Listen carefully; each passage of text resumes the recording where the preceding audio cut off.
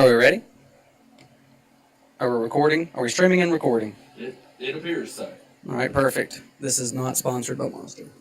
All right, guys, if you're able to see, or if we're doing this right, we should be streaming live tonight.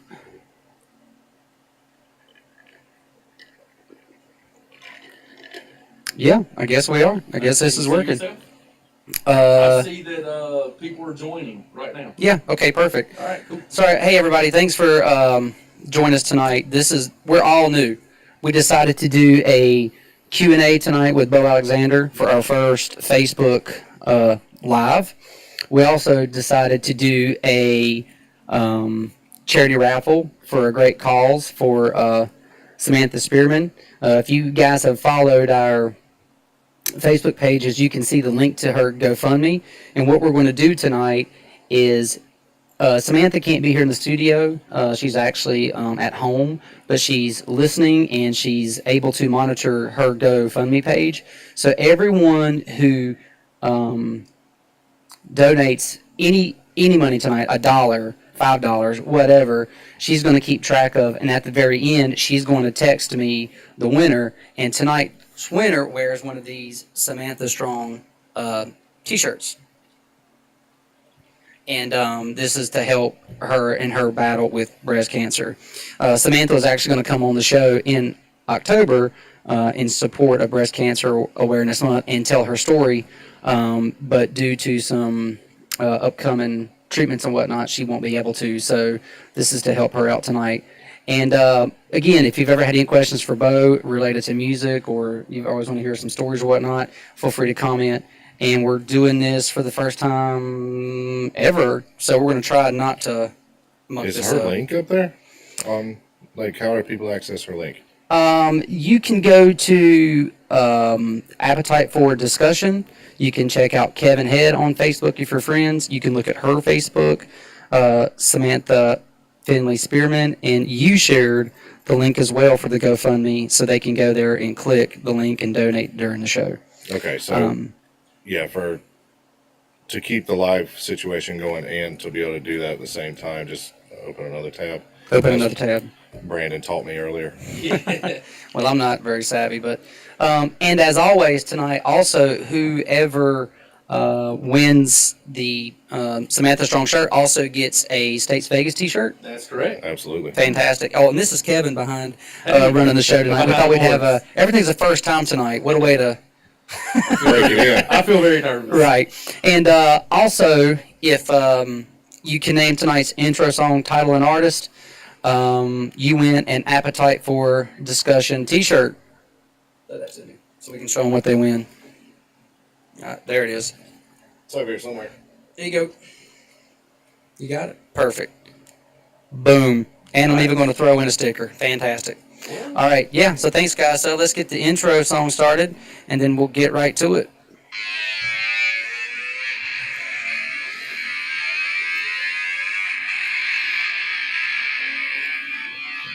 This is going to get me pumped. I can feel it. How was it not?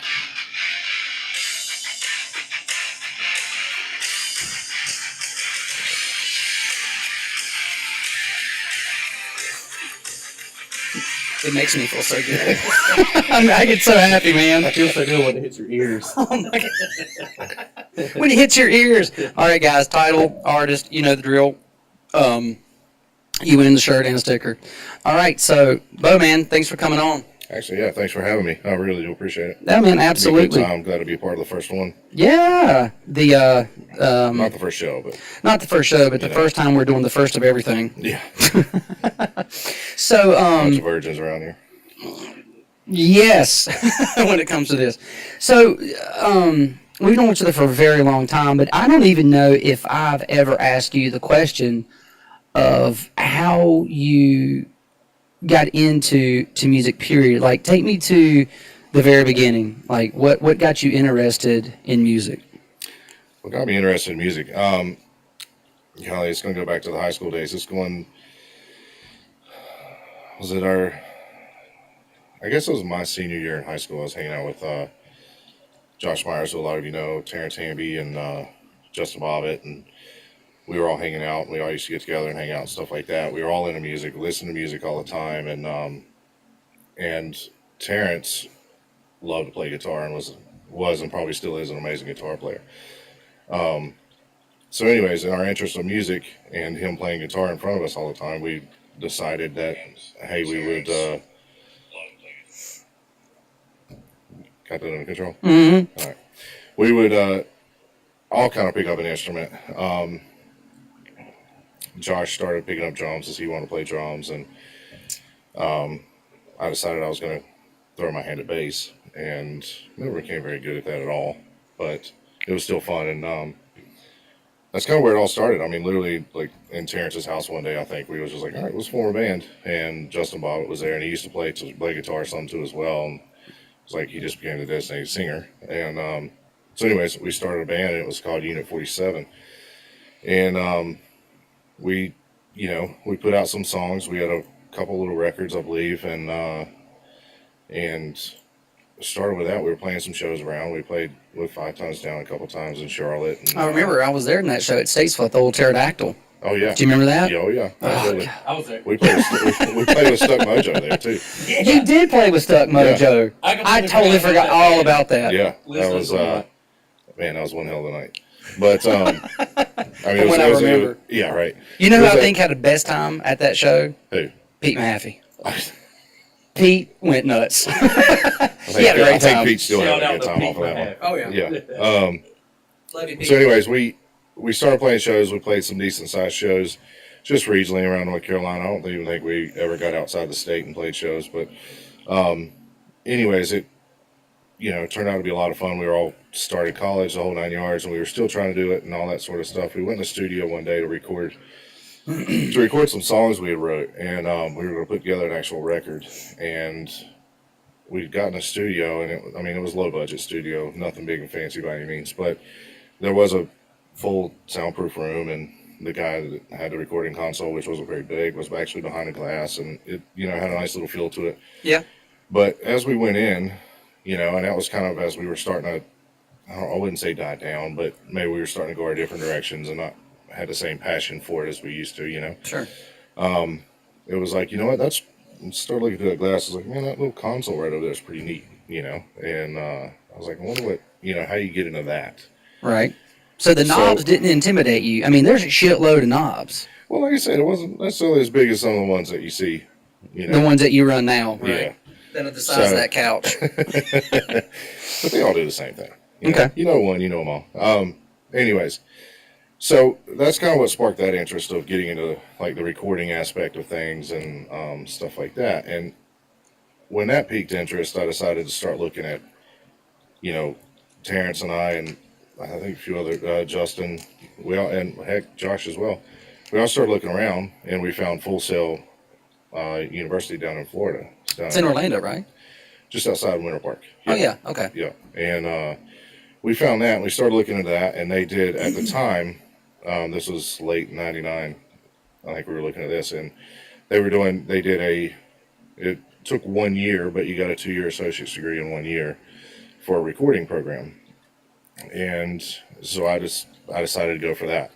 At that point, I had literally basically gave up university at that point. I had went one semester and was like, this ain't for me for right now. And what was it you went again? UNC Charlotte. UNC Charlotte for 1 year. Yeah. And so backed out of that, and I was like, you know what, let's start diving down this road and see where it takes us. And so anyways, went down to Full Sail and did the whole thing there, got the degree down there. Mm-hmm. But while down there, you're down there and you're just submerged in this thing, because it literally is, it's a 2-year program in 1 year. They're jamming it all in. They're jamming it all in, and you literally are going 24 hours a day, 7 days a week. Sometimes you got labs at 3 o'clock in the morning, sometimes, and stuff like that, which is part of what they call the real world education, right? Mm-hmm. Which come to find out is somewhat real world. Yeah. So, but anyways, while in there, in going through all this recording stuff and learning about audio, I found it really interesting to learn about audio, but I wasn't necessarily all that interested in sitting in a studio 18 hours a day and serving coffee to the engineer behind the board. You know what I mean? And cleaning the toilets and that sort of stuff, which back, when there's not so many of them anymore, but, there was a lot of big recording studios, and still had analog tracking and all that stuff. Mm-hmm. I mean, that's kind of the way you worked in, once you got your foot in the door and you're literally in the door of the bathroom cleaning the toilets, and you kind of work your way up and that sort of thing, right? So I lost interest in that pretty quick. Sure. But I still enjoyed the audio aspect of it. And then I started looking at different avenues of audio. Mm-hmm. And that's where I came across the live side, and started becoming very interested in that. And when, started looking at, talking to counselors and stuff like that, and looking what we're going to do after school and that sort of thing. It was, I think I was getting on my 7th or 8th month at this point, and we started looking at where we're going to head with it, and decided I'd pursue the live atmosphere. And so how did you start? Once you were through with the school, because I remember seeing you, did you start as like I'm going to use the wrong word here, but like a stagehand in a way? Is that how you started? As far as into the business? Get into the business, right. Well, I mean, so to continue the story, I started looking at different sound companies at the time, right? And who was doing what. And just so happens there was a company called Glare Brothers who I worked for a little bit. And at the time it was Shoko, actually. They had merged right whenever I got hired. But anyways, they were doing interviews down at the school. And my counselor was like, hey, well, let's see if you can, get you in the door here, get you an interview, and, off you go kind of thing if it all works out, right? And if that one doesn't, we'll look at other sound companies and see if we can't figure something else out, right? And fortunately for me, it worked out. I had the interview, and then off to Pennsylvania I went. And that's kind of how I got into it. And I got in with the company, got hired by them, and then started out in the shop learning about the gear, the ins and outs of all their stuff and that sort of thing. And then after, I think it was 3 months of that is when I started going out on the road. And who was the first act you went out with? So, funny story. The first thing I actually got hired to do was to just go up and do production rehearsals for Pantera. Damn, that's a way to start. Right out the gate, yeah. So we're going to take you right out there and throw you into Pantera. Yeah, straight out the gate. Here you go. Kick you square in the ass. We're off. That's right. All you Pantera fans out there, go ahead and send us questions. But anyways, I mean, that was amazing in itself because, to me, I'm a massive fan of Pantera. Always have been. And so right out of the gate, here I am. I'm all excited, like a fucking cat on a tin roof, right? Just can't even sit still. And, get into rehearsals, get in production rehearsals. I was supposed to do, I think I had like 4 or 5 days, I think is what it was. Anyways, supposed to go up and do that 4 or 5 days, and I was going back, right? I wasn't doing an actual tour. I was just going up to help out for a little bit and then go back to the shop and wait for the next thing to come along. Okay. And fortunately and unfortunately, the monitor engineer on that tour, who's a dear friend of mine at this point, Ken Van Druten, everybody calls him Pooch, was a monitor engineer, and he ended up hurting himself while out there and had to go home for 2 weeks. And then they were going to bring him back out. When they brought him back out, he was injured, and he was only going to be able to do the engineer position, wasn't necessarily going to be able to help out with setting things up and so on and so forth. So they needed somebody else to come out. And since I'd already been there and done that, they were like, hey, let's grab that guy and send him back out. So that was the start of the actual touring side of my life. And that's how it happens, folks. 20 years old, here I am jumping on tour buses, and off we went with Pantera. What? Yeah, that's not how my road traveled. No, not so much. I wasn't. No. Mm-mm. But yeah, I mean, being a massive fan, it was just like I remember to this day sitting there like during rehearsals when the band first walked on stage. It was like my first real experience of being in that environment. Massive arena. Here we are with all this PA, the lights, the video, the pyro, all this stuff, and it was just like, holy shit, what do I got myself into? You know what? That's got to be like that feeling. I would imagine this might not be right, but it's almost like the first time someone tries a drug, they get that feeling, like that kick. Yeah. You know what I mean? So that first time you're there, crowd, stage, lights, and you're like, it's like that first. Yeah. I've never done drugs, but I read, I know people have done it, and that's what they say. So it's almost like a high, right? Oh, 100%. Yeah. I mean, it's a total, it's that whole, what everybody speaks of, the adrenaline junkie, right? That adrenaline, that real high feeling you get from that when, you're really excited. You're just, And that's what kind of kicked it in gear for me, you know. And I mean, not to mention I love Pantera, and that was just an amazing experience. And seeing later events that's happened, obviously it's a huge accomplishment for me, and also being a part of their last actual American tour that they did as a band. Really? Yeah, I'll be damned. it's been that long since they actually toured as a full band together, and obviously now that it'll never happen again, unfortunately. You know, rest in peace to those guys. But yeah. So anyways, that's what started, and it was like a month and a half, I guess, something like that. 2 months was that run, and then once I got going with that, came off of that, you know, obviously still a big high, just sitting there going, wow, what just happened? Right. And you know, a couple weeks later, had to go in and fill in for somebody else out on Godsmack and Deftones Puddle of Mud tour, and you know, and it just kind of, you know, all I can say is I'm very fortunate. It just kind of fell into place from there. You know, No shit. And, What, you know, it's like it's timing, right? I mean, you have to be good, because if you were shitty, you wouldn't get recommended, or people would pick up on that pretty quick, for right? sure. Yeah, You know, and so you know, I had good people when I first started out. I mean, you know, I didn't obviously going into it. You're new, you're green, as we would say, and you're, you know, your first time being out there, you really don't know your ass on holy ground about what's going on. You know, yeah. being in a big environment like that, you got a bunch of road guys out there that are seasoned, have been there, they know what they're doing constantly, and you're just thrown in the mix going, oh shit, what's going on? So you know? that's a good point. So being on the road, like, you're the new guy, right? You're the greenie, At whatever that they want to point, call. yeah, Okay. yeah. So was there any hazing? Like, did they make you get naked and wrestle on like BW Buffalo Wild Wing sauce and put spaghetti down your pants in your underwear? Not that I remember. No, I no mean, hazing. No, This is rock and roll. What do you mean there's no hazing? not necessarily hazing, I would say. There's definitely some. I'm disappointed. You didn't have to drink like a bottle of laxative. I don't think he can talk about some of that stuff. Yeah, and by the way, if I take you down a road that you can't talk about, because I'm sure there's things that you can and can't say, the safe word here is always pineapple. Pineapple. Oh, No, can I no, interject real quick? Absolutely. Isn't there a time that you also did a brief stint with NSYNC? you know, I didn't do a brief stint with them. I did a couple one-off shows that they did in Hershey, What? Okay, Pennsylvania. I couldn't remember. I knew there was something. And it was actually before, it was during that time of when I, like I said, I spent a couple months at the shop and was learning everything and that sort of thing. They would send us out, you know, and go out and be a kind of a hand, if you will, and help out and kind of get to see the big production and figure out, you know, and watch and learn and see how all these big PAs and everything got plugged in and Yeah. ran, and, you know, how to manage yourself around all this stuff. Right. And that was during NSYNC's big stadium tour. Did they put you up on the puppet strings? Did you get to try that suit on? I did. Can you yes, imagine, the Beau? whole suit? Yes. Yeah.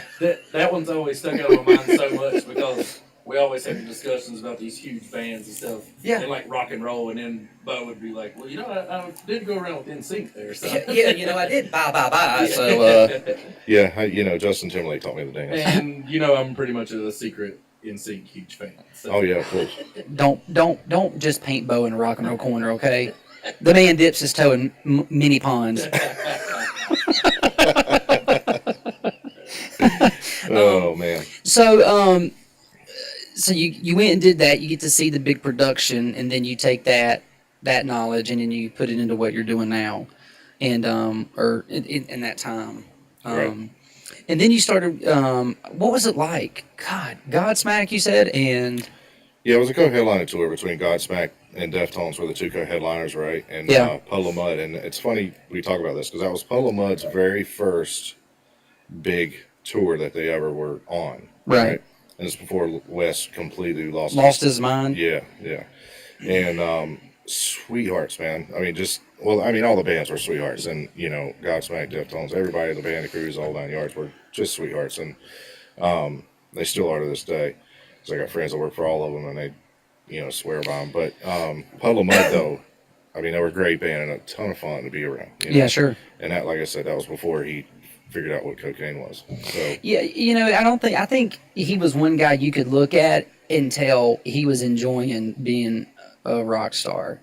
I can remember way back when I drove the old motorcycle up to Raleigh to see Colt. The old motorcycle. That's Your right. old Ninja Colt 350. It was a 250. Oh, sorry. It topped out at 87. Put that sucker in the wind downhill. I had to stop. Listen, I had to stop every hour. Because Raleigh's about a 2.5 hour ride. Yeah. Because my hamstrings were cramping up on that thing. I'm basically on a souped up moped, covered up in like racing gear. And I'm like, inside my helmet, I'm listening to music. I'm like going, my hammies. They were cramping. I was in Greensboro on the side of the road, oh. So, anyway. You remember that was the bike that I actually learned to ride on, right? It is. That's right. Yeah. You thought your hammies were hurting. Well, once you got that motorcycle on, it didn't fit, it fit pretty good. Eyes. But at any rate, so we went up there and we saw Puddle of Mudd's put on like a free concert somewhere, and it was a good show. It was very good. I remember it. Never got to see Godsmack, and always wanted to see Deftones. It's interesting about the Deftones because I watched some stuff on YouTube, and I see people who watch videos for the first time, and it's interesting that Deftones gets a lot of play on these videos. And, excuse me, there's a lot of people like their tone. Mm-hmm. They have I don't want to say a unique sound, but they have their own kind of a sound. First time I saw Deftones, 1998, Terrence Hamby and I, as soon as I graduated high school, Terrence Hamby and I decided we were going to, for our, we went down to senior week like everybody did, right? Myrtle Beach, whole 9 yards. We decided we were going to take a road trip, though, okay? And the present from my parents was basically a gas card here. This will get you around the country or wherever you want to go. So him and I went to senior week, and then that Saturday woke up, haze in our eyes, and literally went to the first convenience store we could find and grabbed a map. And literally was like, all right, so we're in Myrtle Beach, South Carolina. Where do we go from here? And we had no time frame, just all summer, right? I mean, I was starting college at whatever in August or whatever it was. Guess we'll be back by then, So literally we're like, well, let's go to Seattle. Let's go up here. Yeah. What year was this again? 98. This was in 98. Yeah. Okay. The year that we graduated high school. Yeah, I was trying to put in perspective because I was either in Seattle in 98 or 99. Oh, were you? Yeah. Nice. Yeah. I think it was, it was 20 years ago. I don't know. I only have an 8 gig memory, as you know. So once new stuff comes in, you got to shake some of the old shit out because I can't remember anything. Understood. I'm going to, all right, final answer, Seattle 98. Because Joe and Nick Shaver drove out across country to see me. Oh, really? Okay. Yeah. Because you could see, I believe it was maybe Mount Ranier from the front porch. Yes. Yeah. I'm going 98, final answer. That's a good year. Anyways, so yeah, we took off, went across country, and the first time I saw the Deftones, get back to that, we went to Seattle, and we drove all the way across, went up to Seattle. We were visiting, we knew somebody there, so we visited her. My cousin lived in just outside of Portland at the time. Okay. And so we were like, all right, well, we'll drive down to Portland and stay there because we were too young to buy hotel rooms. So we, staying whatever. And that's a good point. Yeah. And got rejected from many hotel rooms because obviously we tried quite a bit. Got tired of sleeping in the old 4Runner. But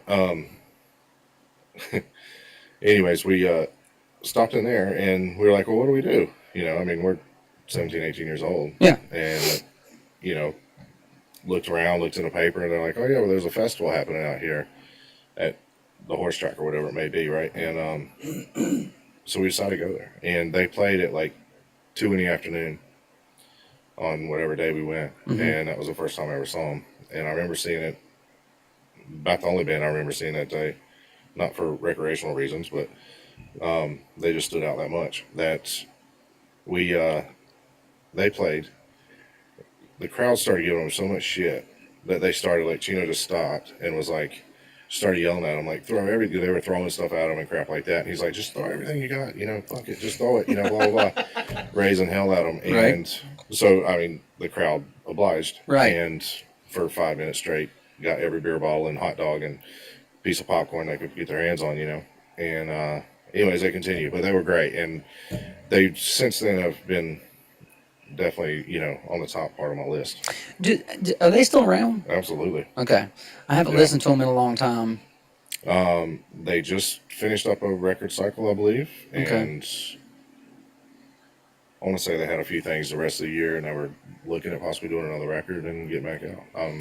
There's such a hole in the market for pure rock and roll right now. Absolutely. You know, for new rock and roll, I should say, that's legit. That those bands, you know, they still have a place in the marketplace. Mm-hmm. You know, the Deftones, and which they still play great, big size, you know, rooms and draw really well. The Rob Right. Zombies, the Corns, the, you know, all those guys that were huge back then are, you know, they're still You know, able to do this. I went and saw Korn probably 3 years ago with my brother-in-law and another guy who's actually going to come on the show in a couple weeks, and it was a great show. I mean, they were good. You know, you've seen a lot of live shows, obviously, Mm-hmm. and you've seen some guys or in groups who just sound like shit when they're live. yeah. You know, and these guys obviously they're sober, but they sounded great. And How many years ago was that? I think it was 3 years ago. Could have been 4. Okay. Yeah. Who was playing with them? A lot of smaller name bands. Got it. Some Okay. One band was called, I think, Islander or The Okay. Islander or something like that. And Got then it. there was like 3 small opening bands, and then Korn came out, and they opened, I believe, with like Blind, and I lost my mind. That's still one of the best intros. You know, it really is. The build up. Yeah. I get goosebumps thinking about it. By the way, that will be a song that we play coming up. Stay tuned. So did you ever work with them? With Korn? Korn? Yeah. Yeah, you did, I think. Or it's the festivals or something, right? They were no, not firsthand. I never actually worked for them myself. Okay. Since I left the road full time and became sales and accounts, I've worked with them as an account manager. Mhm.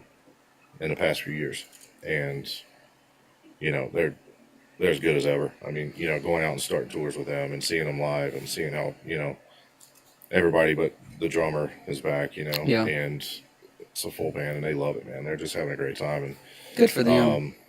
Jonathan Davis still has it, man. Like he's, you know, he really does as a front man. I was Oh, absolutely. pleasantly surprised that, you know, He I didn't know what to, I really didn't know what to expect either, but Speaking of, that poor guy just went through an awful tragedy, right? he did. You know, it's terrible. And it'll be interesting since, you know, I hope he copes and he handles it well, and it doesn't, you know, because he's a recovering addict too. Hopefully, you know, that tragedy doesn't lead him down, you know, a road. Have you read the full story? Like, do you know the full story?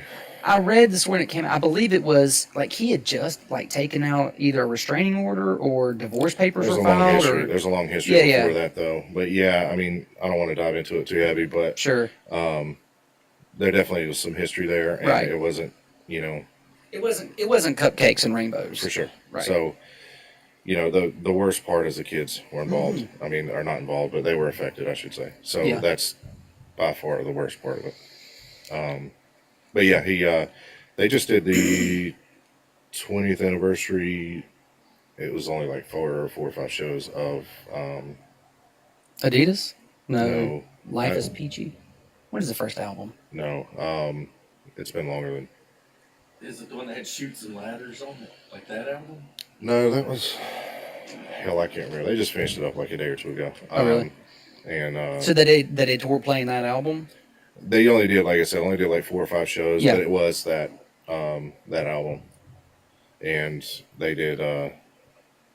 Anyways, it's on the West Coast, Gotcha. but they just did that, and then I want to say they're in the studio as well. So They're making a new album? We may be seeing something out of them in the beginning of next year. So I hope so. yeah. Because they're still good. That whole, when we grew up and we were in high school, I still enjoy listening back to that kind of music. It's fun to listen. I mean, a big part for me with music anyway is the memories that it shares, right? I mean, Absolutely. every time I listen to a record or a CD or vinyl or however you listen these days, streaming, whatever, every time I do that, there's always something associated with it. You know what I mean? It brings back something of whether it's the past, you know, or even present, or there's 98% always has something there with it, you know, and it's always fun what it brings back, especially when you listen to the stuff that you haven't listened to in a while. I have flashbacks even when I listen to Appetite for Destruction. Me on Your Boat. Oh, good Lord. I don't know what happened, but Well, yeah. I gave a full-blown air guitar performance for just about... You may want to say pineapple. Pineapple. I had a great time by myself. When I Limp Bizkit is what I always reminds me of Beau. And I don't really know why specifically, but anytime I hear Limp Bizkit, I think about Beau. Really? Yeah. That was always kind of during that time frame, wasn't it? I mean, Yeah. you know, It's the whole... we were the ass into high school, and you know, we were all going our separate ways, doing whatever. But that's right when Limp Bizkit and Corn and Yeah, Corn you know, gave that- Limp Bizkit their break, right? they helped them for sure. Yeah. I mean, you know, they definitely came along the way with them. I don't know the full story really of how that all happened. I but, want to say that I think Fred Durst was he was doing the a tattoo. Yeah, Yeah. he was tattooing, I think, and was like, and he slipped him a demo band. tape. Yeah. Yeah. That's how that shit works, apparently. Yeah. Oh my God. But then you went on and you worked on for you've worked with Tool for a long time, right? Yeah, you know, I just did we just did a run like 16 days or something like that back a couple months ago. And they did what we did is we did a big festival on a Saturday, and the next Saturday did a big festival, but they wanted to do these VIP events in between. And so what we'd do is we'd go into these like 500 to 1,000 seater clubs basically. And instead of the band setting up on stage, we would set up on the floor, and then they would, you know, as a VIP event, sell, you know, a certain number of tickets, right? And they would come in, the fans would come in and literally, you know, have this real intimate evening with the band. Was it acoustic? No, they played full volume, but it wasn't like, you know, we didn't have big hangs of PA, and it wasn't like full, you know, Didn't have the screens no big behind them lights and or none of that big stuff. No, they had, you know, it was more interactive. You walked in, the lobby usually had some stuff, memorabilia and things like that of the band that they could, you know, put their fingers on and touch and play around with some drums, or, you know, electronic drums, sample machines that like Danny had used previously and stuff like that, you know. And then after they would do that for about an hour, then, you know, how you bring them into the room, but they're sitting eye level with the band, right? I mean, literally from me to you at this point, you know. And so the band would come out, and it was amazing. I mean, I was usually behind a curtain somewhere, and I couldn't really see what was going on, but to see what they were doing and to hear what they were doing was absolutely incredible. I mean, it was the fans, to be a massive fan of a band like that, I can only imagine how cool that would be. But they would come out and play like, I don't know, 5, 6, 7 songs, and then talk for, you know, an hour and a half and get questions and answers, or, you know, Q&A with the fans and stuff like that. And that was pretty neat. But yeah, we did that. And while we were on that run, somebody had asked me like how long I'd been around, and I was sitting there thinking, I was like, you know what, I did my very first run with them in 2002. So 16 years. 16 years you've been working with them in some capacity. Yeah. That's awesome. So 2002, I went out as what we would call a PA tech, right? So as you go to concerts, you look up and you got the big PA stacks that are in the air, and I was a PA tech, and I would go out and fly those up and you know, set them all up and get them plugged in, make them, you know, do the best I could to make them work. And then that was before I started mixing, but went out as that for 4 months or whatever, and got to know everybody really well. And it was a very, very, very fun camp and very family oriented, meaning it was, you know, they just kind of brought everybody in and involved everybody. You know, everybody felt a part of the team, you know. You know, I don't think people who obviously don't know them as intimately as you do would necessarily think that, you know, listening to the music. And if you used to, you know, if you would have or watch interviews or with Maynard, he would hide his face, right? That was part of the mystique and the mystery. He would have a hat or like a mohawk or, you know, he kind of disguised himself. You ever watched early videos of him? Videos. Right, where he was downstage center and actually right up front. Did you ever see any on of those? YouTube later on. No, this is early on, like early. But early I didn't Tool. see them early. I have Right. seen early Tool now because Got of YouTube, but at the time, Right. Got you it. know. Yeah, I mean, it transitioned from that where he was, you know, what everybody knows is a front man, right? Yeah. and transition from that into kind of what it is today, which, I feel like, everybody sits there and goes, oh, he's weird or whatever it may be. It's an involvement, right? Everybody evolves over time. Sure. And bands evolve over time and things like that. And it's just as much as he's a singer, and most singers are ones that are out front when you listen to a record or, a song. He wants to use his voice as an instrument as well, right? Right. So it's not just something straight in your face. It's what creates the big picture, right? And so he doesn't. I don't. I don't necessarily want to speak for him, but I don't think he's doing that just to fuck with people. You know what I mean? Gotcha. It's part of the artistic side of it and the involvement of what they are today. I've seen more recent interviews with him, and he's just a normal dude. Talking. I'm very fortunate. I get along with him really well, and he's extremely respectful. And he's big into wine, right? I mean, he has his own massive winery. He's got 130 acres of vineyard out in Arizona. It's pretty big. Yeah, and he's got that. I mean, he's in Jerome, Arizona. He's really kind of helped. I think it's Jerome. He's really kind of helped turn that town around as well. I mean, he moved there and started his vineyard and all that stuff. But he's done a lot of co-op wine stuff there, and kind of helped get the town involved and bring the local community in. He's got a Pussifer, which is one of his other bands. Pussifer Retail Store, Pussifer Barber Shop. And that's his own solo, Pussifer, his solo stuff, right? Right. And a Perfect Circle, is that most of the guys from Tool, or just him? And yeah, okay. Just him. Yeah. 3 bands, a vineyard, and I mean, what else has he got time to do? I mean, he's a workaholic. That's what he does. He loves to work, and he's very, like I said, he's very respectful. He's very, he does what he does. He's very big into martial arts too. Yeah, he's into jiu-jitsu, right? Absolutely, yeah. And I think he just recently had a hip surgery or hip replacement, something. I think he had. But for Tool, rumor has it they have an album coming out soon. Possibly they've all finally, after 14 years or something, have finally put. 2006 was the last record. 2006, 12 years. Well, off the hip, I was close. But they've all, I think, finally put their pieces of the puzzle together. I think I heard, and there should maybe be something coming out next year. I don't know. We're all kind of hoping. Yeah, I'm hoping. Speaking of hoping, are they ever going to put their stuff on iTunes? We're all kind of hoping. Because I don't have access to your account anymore, so I can't listen to them. I don't know what happened. I don't know.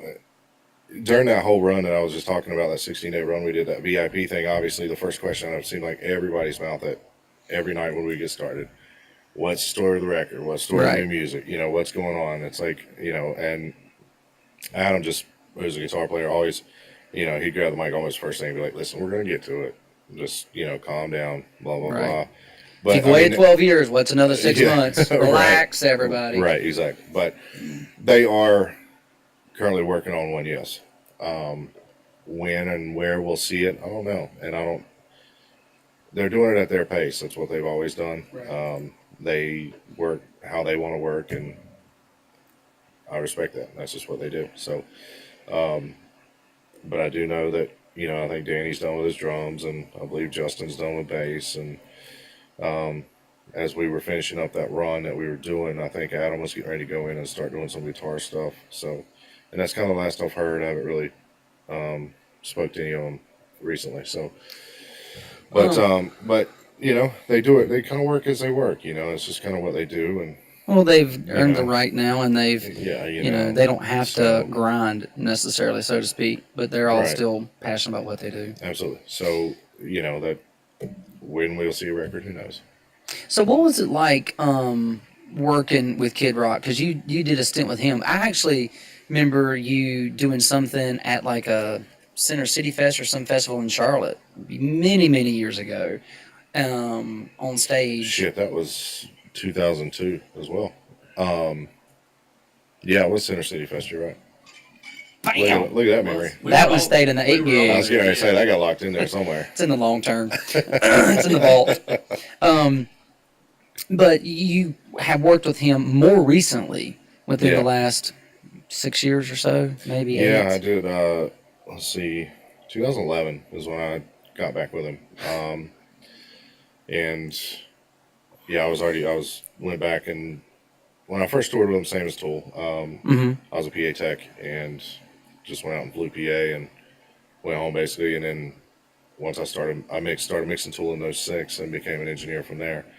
And then went on about my business in 2011. Got the call to come out and do that, and got invited back out. So, and yeah, in 2011, the first show I did with him was Ford Field, his birthday party. I bet that was boring. 60,000. That was lame. How about your 40th birthday party being Ford Field with 60,000 people? You know, He and probably still hasn't went to bed.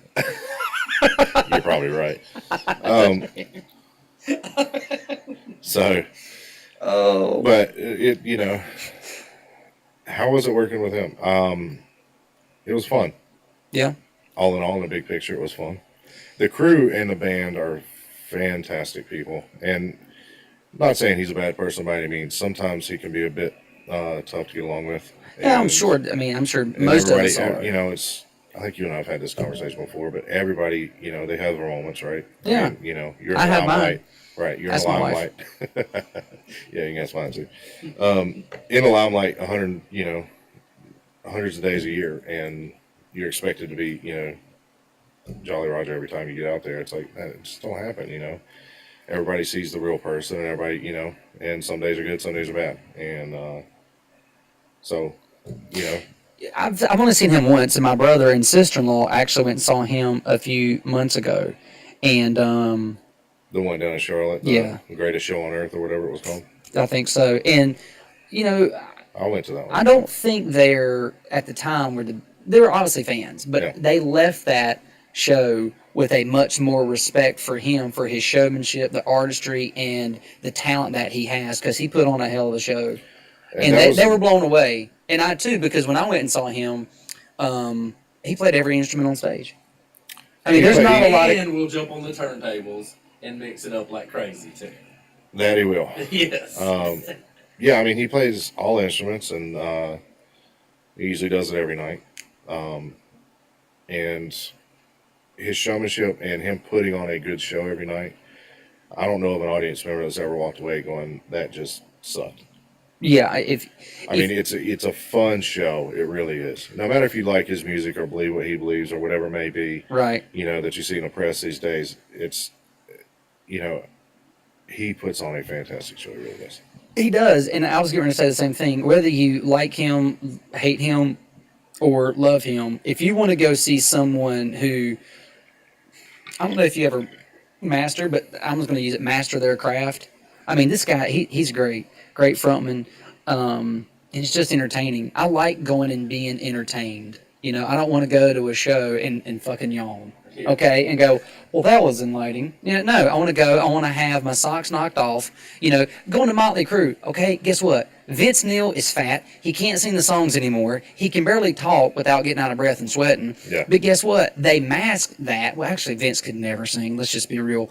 You know, okay, he was a good-looking guy. Chicks dug him, so they're like, hey, you want to be in the band? So, but they put on a show. You're not going to go to a Motley Crue show and be bored with all the pyro and the Tommy doing his thing around the stadium. And, you know, Mick still has it. You know, everyone still has it except for poor old Vince. But, you know, he gives it the good old college try. College try. That's yeah. right. And, you know, I've seen them probably 4 times in my life, and I never walked away disappointed because they put on a show. They That's entertain it, you. And that's what, you know, that's what it should be, right? I mean, it's an entertainment business for a reason. They call it entertainment for a reason, right? And, you know, people get so caught up in politics and, you know, different, excuse me, different views and stuff like that these artists sometimes portray. Yeah. And forget the value of what it really is. You know, you're going there to have a good time. Yeah. Right? It's just supposed to be entertainment. Right. And Kid Rock will go down as one of the better entertainers in the industry. Absolutely. You know? And I've seen him in all kinds of conditions, and he always put on a good show. And he did something. I don't know if he's still doing it, and correct me if I'm wrong, but he was doing something a few summers ago, I want to say, where like no ticket was more than 20, 25, $40 or whatever it was, and like no beer at the concert was more than $4. He did like family packs or something. Yeah, it was something crazy, Ticket, beer, and it's like here's a guy who has made plenty of money and will continue, but he gets it. He gets it. To explain that whole thing, and he did that. I was actually on tour with him when he did it. And inside source. To explain what happens here, so when shows happen, right? Promoters, there's Live Nation, who everybody in the world's heard of.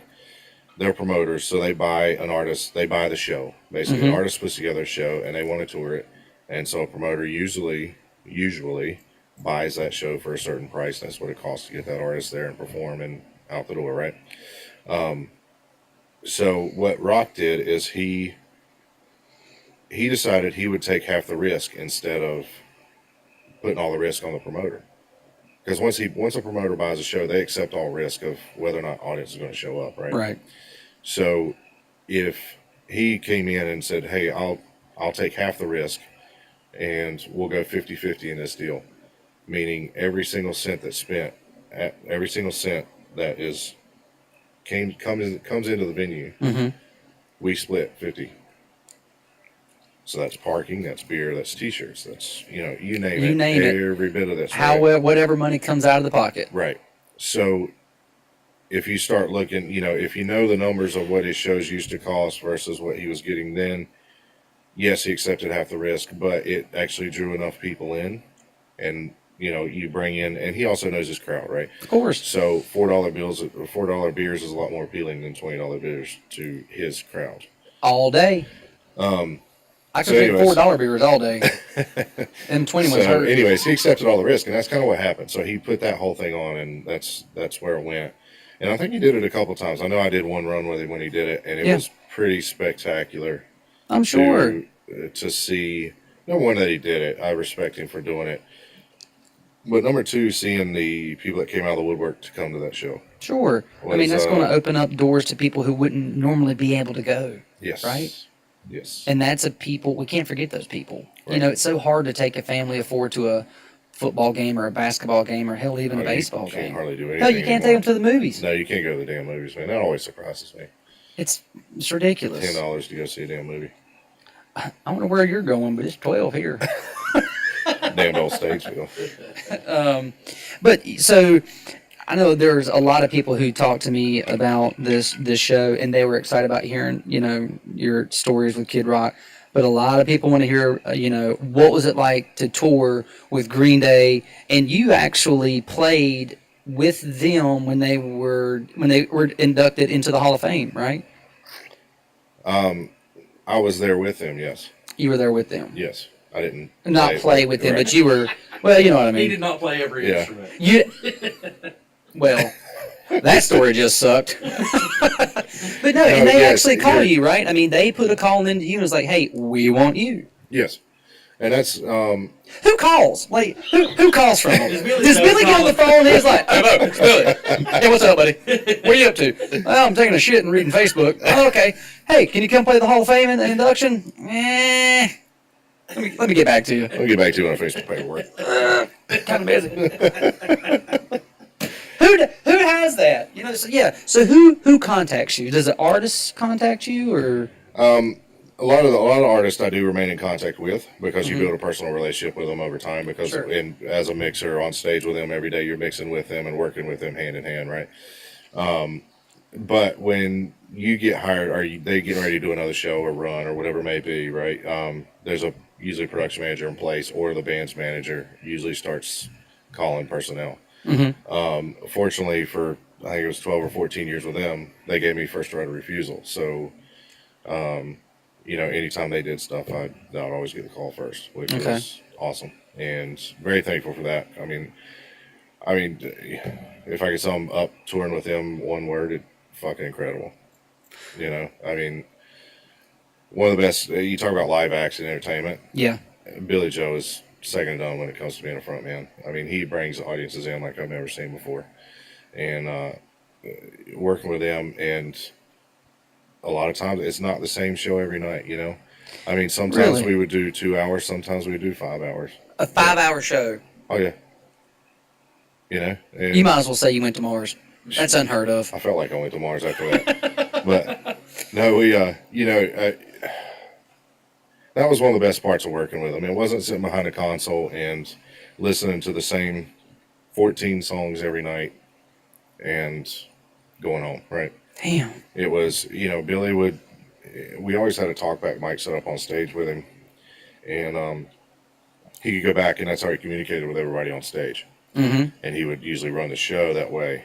And, if he got some harebrained idea, hey, I'm going to go to this song, he'd come back and tell everybody, hey, this song's going next. So he's coordinating the whole thing from up there. They create a set list, right? Yeah. I mean, there's a set list on stage, but if he gets going, and they usually get through the first 4 or 5 songs where it's falling and you're going and you're good, and then he depending on how the crowd is and depending on how he feels, he may go way down another path, and I'm the same way in traffic. I understand. Yeah. With my playlist. I understand you, Billy. So, anyways, it was, they treated me like gold, and not to say any other band doesn't. Tool treats me like gold as well. And that was, just that whole time, because when I started with them, I started in 2004 with them, and it was the beginning of American Idiot, the record, right? Wow. And in 2004, I got called as a PA tech to go back out and be a PA tech on that one. And then I did that run, and that was right when that record hit, and right when that song started becoming popular, right? And we jumped on that rocket ship, and damn was it a ride. Just going into arenas that were 10,000 seat arenas, and literally at that point only selling 2,000 tickets. And that was at the beginning of that record cycle, and by the end of that record cycle, we were selling out stadiums. Damn. Right. Real quick though, for everybody who's listening, don't forget to go to the GoFundMe page. I've gotten caught up in my stories. Is there a way, and I was waiting on a moment. Yeah. Can you go? Isn't that a song, Waiting on a Moment? Waiting on a, I don't know. Can you go? It is now. Can you go to the Facebook page Julius's page that we're on? Okay. And can you share the GoFundMe link in the comment section? I have no idea, but I'm going to try it. Sure you can. Yeah, I'm sure I can figure this out. Go to the GoFundMe deal on Safari or whatever browser you got on your phone, and find hers, and they'll have some sort of a link share or copy the link that's up in your browser. And for anybody that's listening, I posted in the comments a while back that if somebody has the link, feel free to post it in the comments.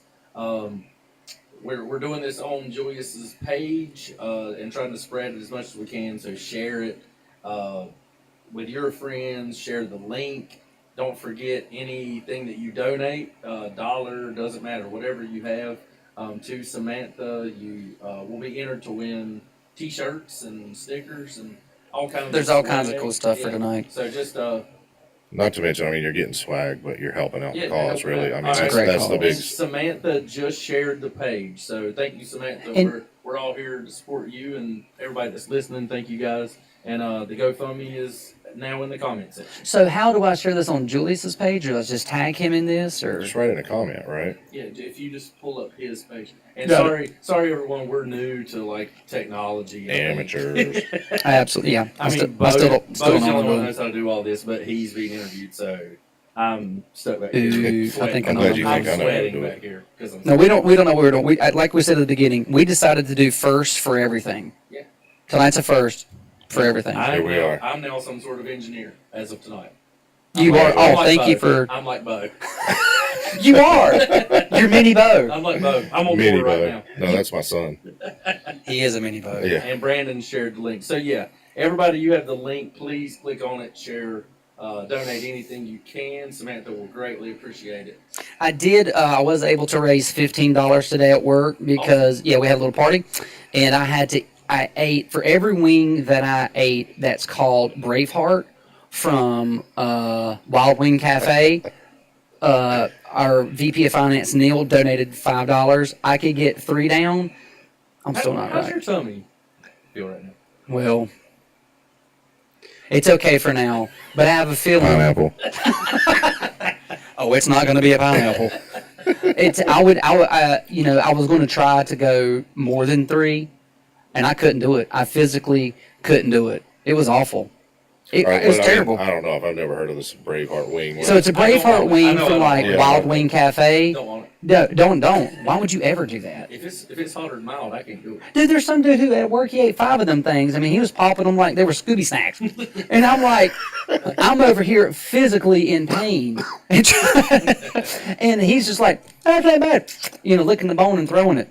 And I don't know. But at any rate, so I was able to raise $15 for that. Okay. So anybody who is listening, seriously, go to GoFundMe, give $1. I'm going to shame you. Give $1 at least, and win some stuff. But so let me ask you this: who is if you can say, who do you look forward to going out on tour with the most? The most? Yeah, if they call, you're like, woo.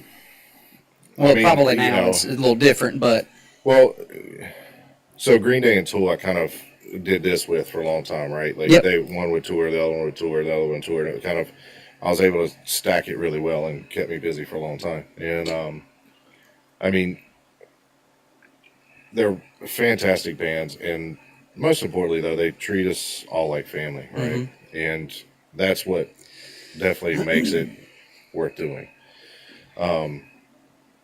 But both of those bands, and they're obviously the ones I toured with the most, built the best relationships with, but both those bands, I mean, anytime they called, I was, and even if I was in the midst of something else and, it was going out, I usually went and did it. So Tool and Green Day are... Yeah. What bands... Sorry, Brandon. No. This is an open forum. So what bands, just off the top of your head, have you on their list that you get calls from, other than those that have been mentioned? It used to be a lot more when I was on the road all the time. Right. And in your heyday. more of in the industry. Because I know one that hadn't been talked about yet, and my wife's just waiting to hear about it. My Chemical Romance. No, Linkin Park. It used to be My Chemical Romance. We were getting there. Sorry. We're not going to cut this. You don't thing. have a script. I don't. I really don't. We were going to get there. We're not cutting this bad boy off in an hour. Right, the longer we go, hey, the more money y'all we just make. keep going. No, but thank you. Linkin Park, huh? No. So yeah, I did a lot of runs with Linkin Park, and I did also one of Mike Snow's side projects, which was Fort Minor. Basically. Fort Minor. Yes, thank you. And that was a ton of fun. I was going to say, what was it like being on? Just talk to us about Linkin Park, especially since Chester's passed away. What was it like seeing those guys? Because you were with them early on too. Oh yeah, I 2003, I guess it was, when I first started with them. And obviously didn't do as long a stretch as I've done with other bands. But yeah, sure. I did. Linkin Park itself, I think I did over a year and a half, 2 years, something like that with them, and went around the world with them, and which was absolutely incredible. Because I forget the name of the record, pardon me. Is it Menace to Midnight or Meteora that I think you were on? Meteora. Yes, Yeah. What a great album. Yes. Meteor. And yes, I mean, know the rocket ship, right? Because we came in, who's calling me right now?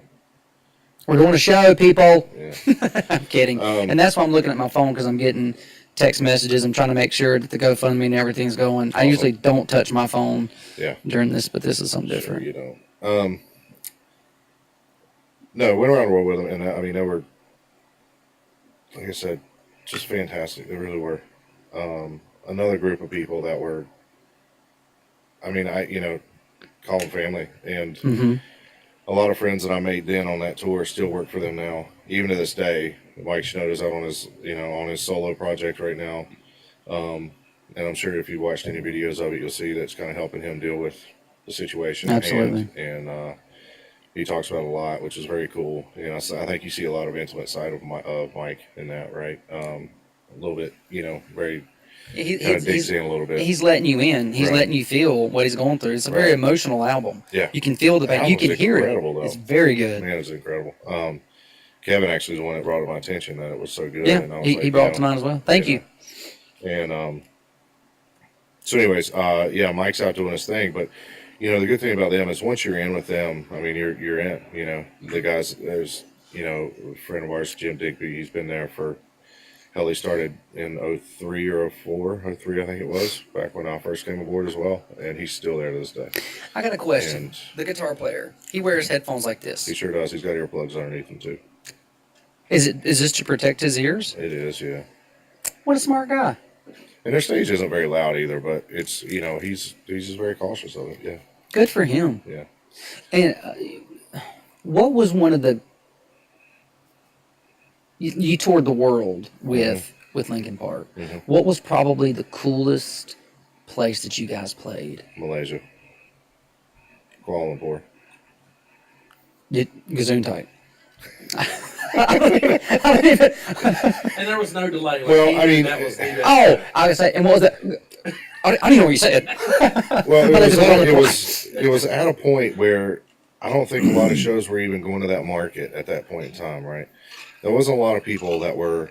I want to say when we were there, like the last show they had was like Michael Jackson, like 8 years ago or something like that, prior to us being there, right? Those guys were jonesing. So, getting into there and going and seeing them, and, Lincoln Park being on the rocket ship they were at that point, and they love to explore markets and go different places and stuff. And going there, I mean, it was a troublesome show because we had a lot of issues just because of the situation we were in, right? I mean, that country, they were still building back up, if you will, and to support a bigger act like that was a little tough for them. And, but we did it, and it was very memorable because just seeing how, I mean, as soon as we stepped off the plane, it didn't matter if you were crew or band. I mean, there was crowds and crowds and crowds of people everywhere. They had to cut lines through the crowd just for anybody to go through because you were American with the band, right? And, Right. They just had, and seeing that was just unreal. I mean, there's many shows that we did as Lincoln Park that fantastic, but watching something like that go down was just like, you know what, it's pretty spectacular. And it was an outdoor stadium, and I don't know how many people showed up. I wanted 20,000 or something, 30,000, something like that. But That was another band that I've never been disappointed seeing them. Great show. absolutely. And Chester, God, he could sing. Oh, the best part about Chester was he was a sweetheart, plain and simple. It's good to hear. There wasn't a bad bone in that dude's body, man. Not whatsoever. Not say the rest of the band wasn't. Yeah, or sure. They were bad or any of that. They were all sweethearts. But you would see it with him, and he left it on stage every night too. You know what I mean? He really. That was him.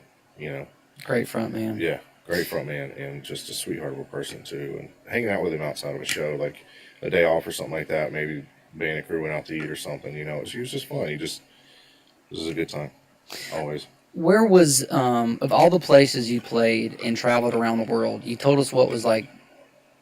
That was your favorite. For that band in particular. For that band in particular, what was of all the bands? And we're also going to get into another band because I had a guy a month or so ago who had a question, and he's not texting me the question. I'm talking to you, Stefan. Where is probably the coolest though, like small venue where you're like, you get there and you're like, this is so, it's like intimate, really cool. It's got a great vibe, and you enjoyed it. Like some people, just something small and intimate. Man, we used to do. We're gonna go back to the Green Day days because that band used to love to play small shows.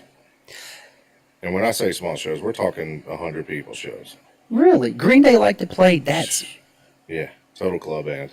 And they wouldn't roll in with all their, all the gear we were carrying into arenas, right? Yeah. I mean, we'd scale it down, and as a monitor mixer, we'd carry wedges or ears or whatever it may be with us. And most of the time, if we went to go went to go into a small club, they would be like, all right, scratch all that. We're using it at the club. Whatever they've got, it's whatever we're using. You know, bare bones, pedal to the metal, let's roll. Those guys check their egos at the door. Fuck yeah, they do, man. And It's real. yeah, It's good to know that's they real. love that, you know. And I don't know if you noticed, but Billy just did a project called The Long Shot, with some other artists as well. And he wrote a record, played on the whole thing, he did everything on it, and they released it. But he went out and played it and toured it for a little bit. And everything on that tour was little small venues that he wanted to play. Like little clubs across the country that he's like, I want to play that place. And that's where they go. And they were all small, tiny places. So I interrupted you, and I apologize. Do you have one small venue that you can think of? You're like, that's a cool place.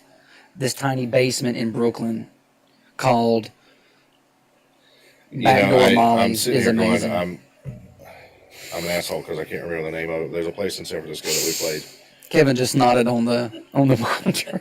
I'm sorry, I missed all that. Backdoor Molly's. Oh, I don't know. Shout out to Backdoor Molly's, wherever that club is. yeah. Backdoor Molly's. I don't know. God. I'm not the club guy. Fat City down in Charlotte. That was a great place. Fat City. You ever went there? Did you ever go see a show? Five No. Guys Down in Spite used to play there all the time. And No, it was- but sorry. no, I'm thinking of Ziggy's in Winston. Yeah. Oh, God. Which is a fantastic place as well. Didn't it have a pole like this right in the middle? Oh of your yeah. box? Oh yeah. Oh yeah. And some parts of it you were actually outside, but it was covered by like a tent. Or a tarp. Speaking of Limp Bizkit, I saw them there at Did you? Ziggy's. I did too. Did we go together? I don't know. Did we? It's possible because that's who I saw there. But that was that when Fred actually crowd surfed his way all the way to the top and they came back and smashed the turntables or some shit. I think so, and I saw Buck Cherry there. And speaking of, that's the band that when I hear, I think of you.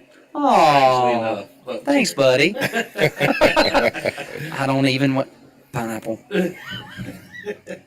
I'll think of the name of this club in a minute, but there's a small club, and the backstory to this is we were in rehearsals in Oakland. Green Day owns a studio called 880 in Jingletown in Oakland, which is right up against 880. But anyways, we were in rehearsals. They have the big room there, and we were rehearsing, getting ready to, we were getting ready to go out on a stretch of shows or something. And I can't remember if it was the beginning of a record cycle or not. But anyways, we were in rehearsals, 3 o'clock in the afternoon. Billy Joe's like, they're in the middle of playing a song. Billy's like, hold on, stop. Looks around, we're all sitting there, and he's like, you guys want to play a show tonight? And I'm sitting there going, oh shit, what's going to happen now? And everybody's, yeah, sure, why not?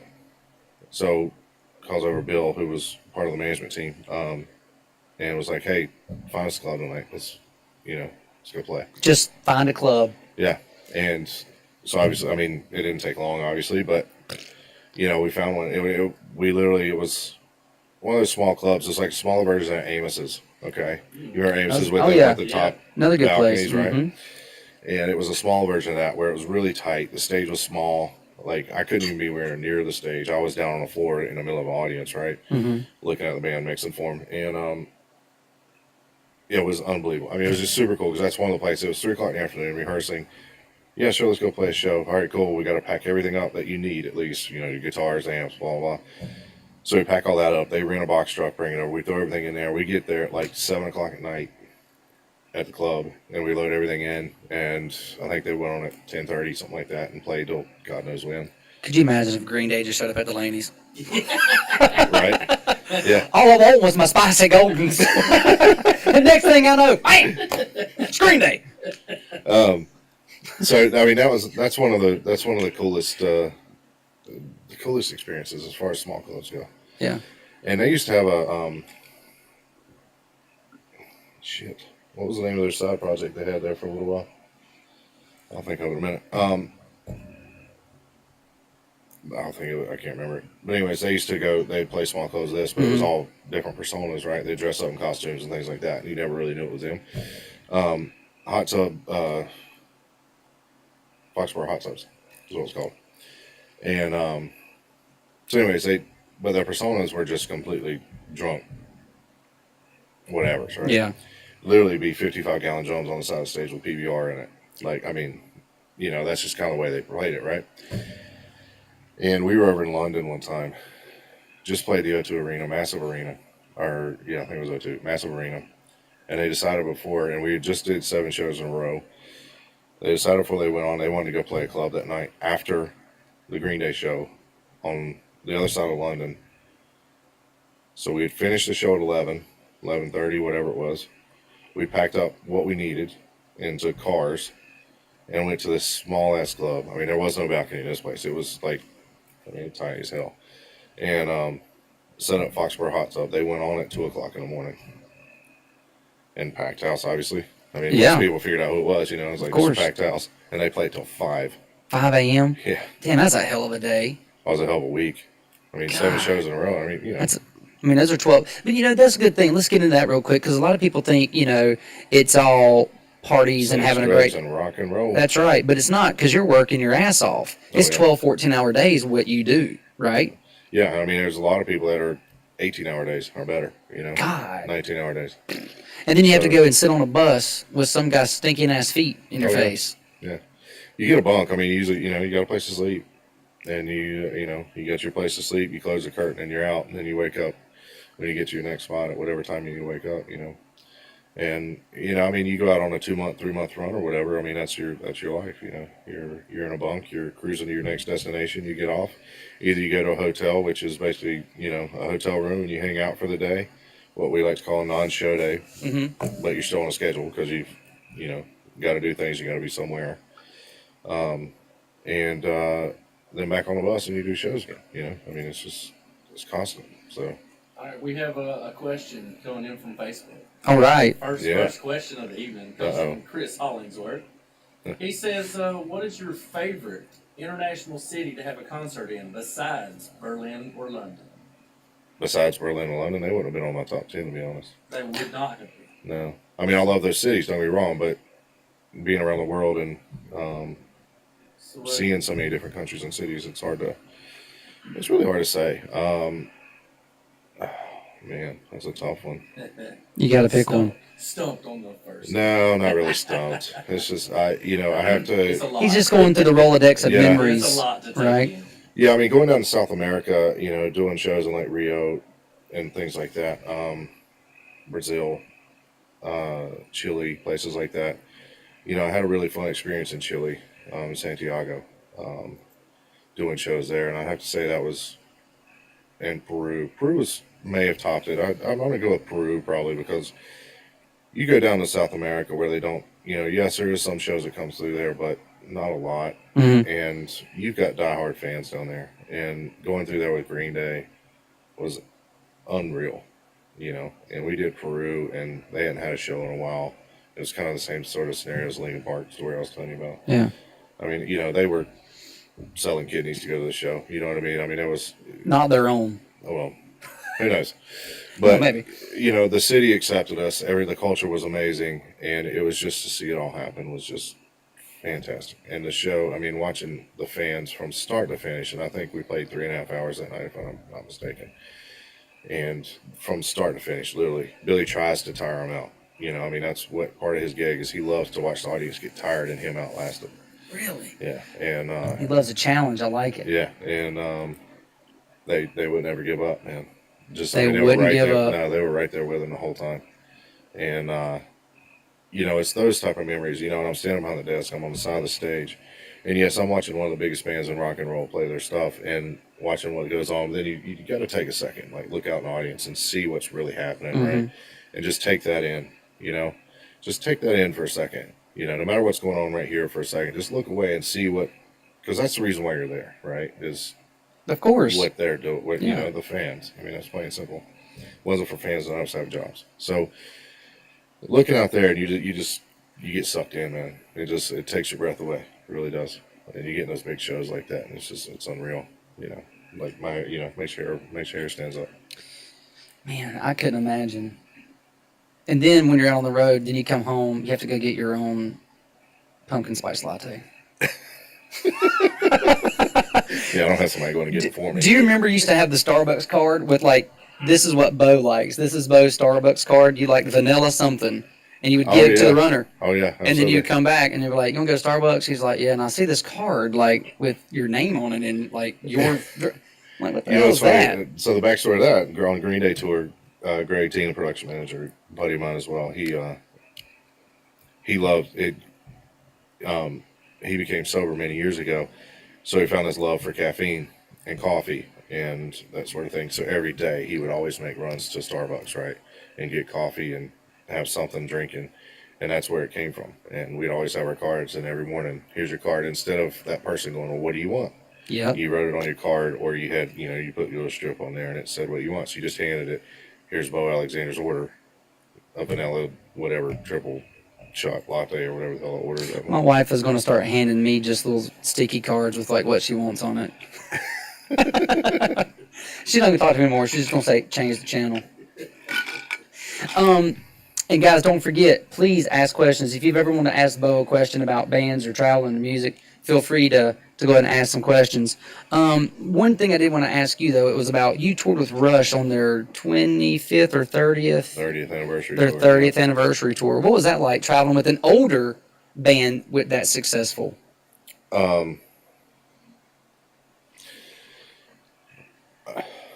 Another band that was just fantastic.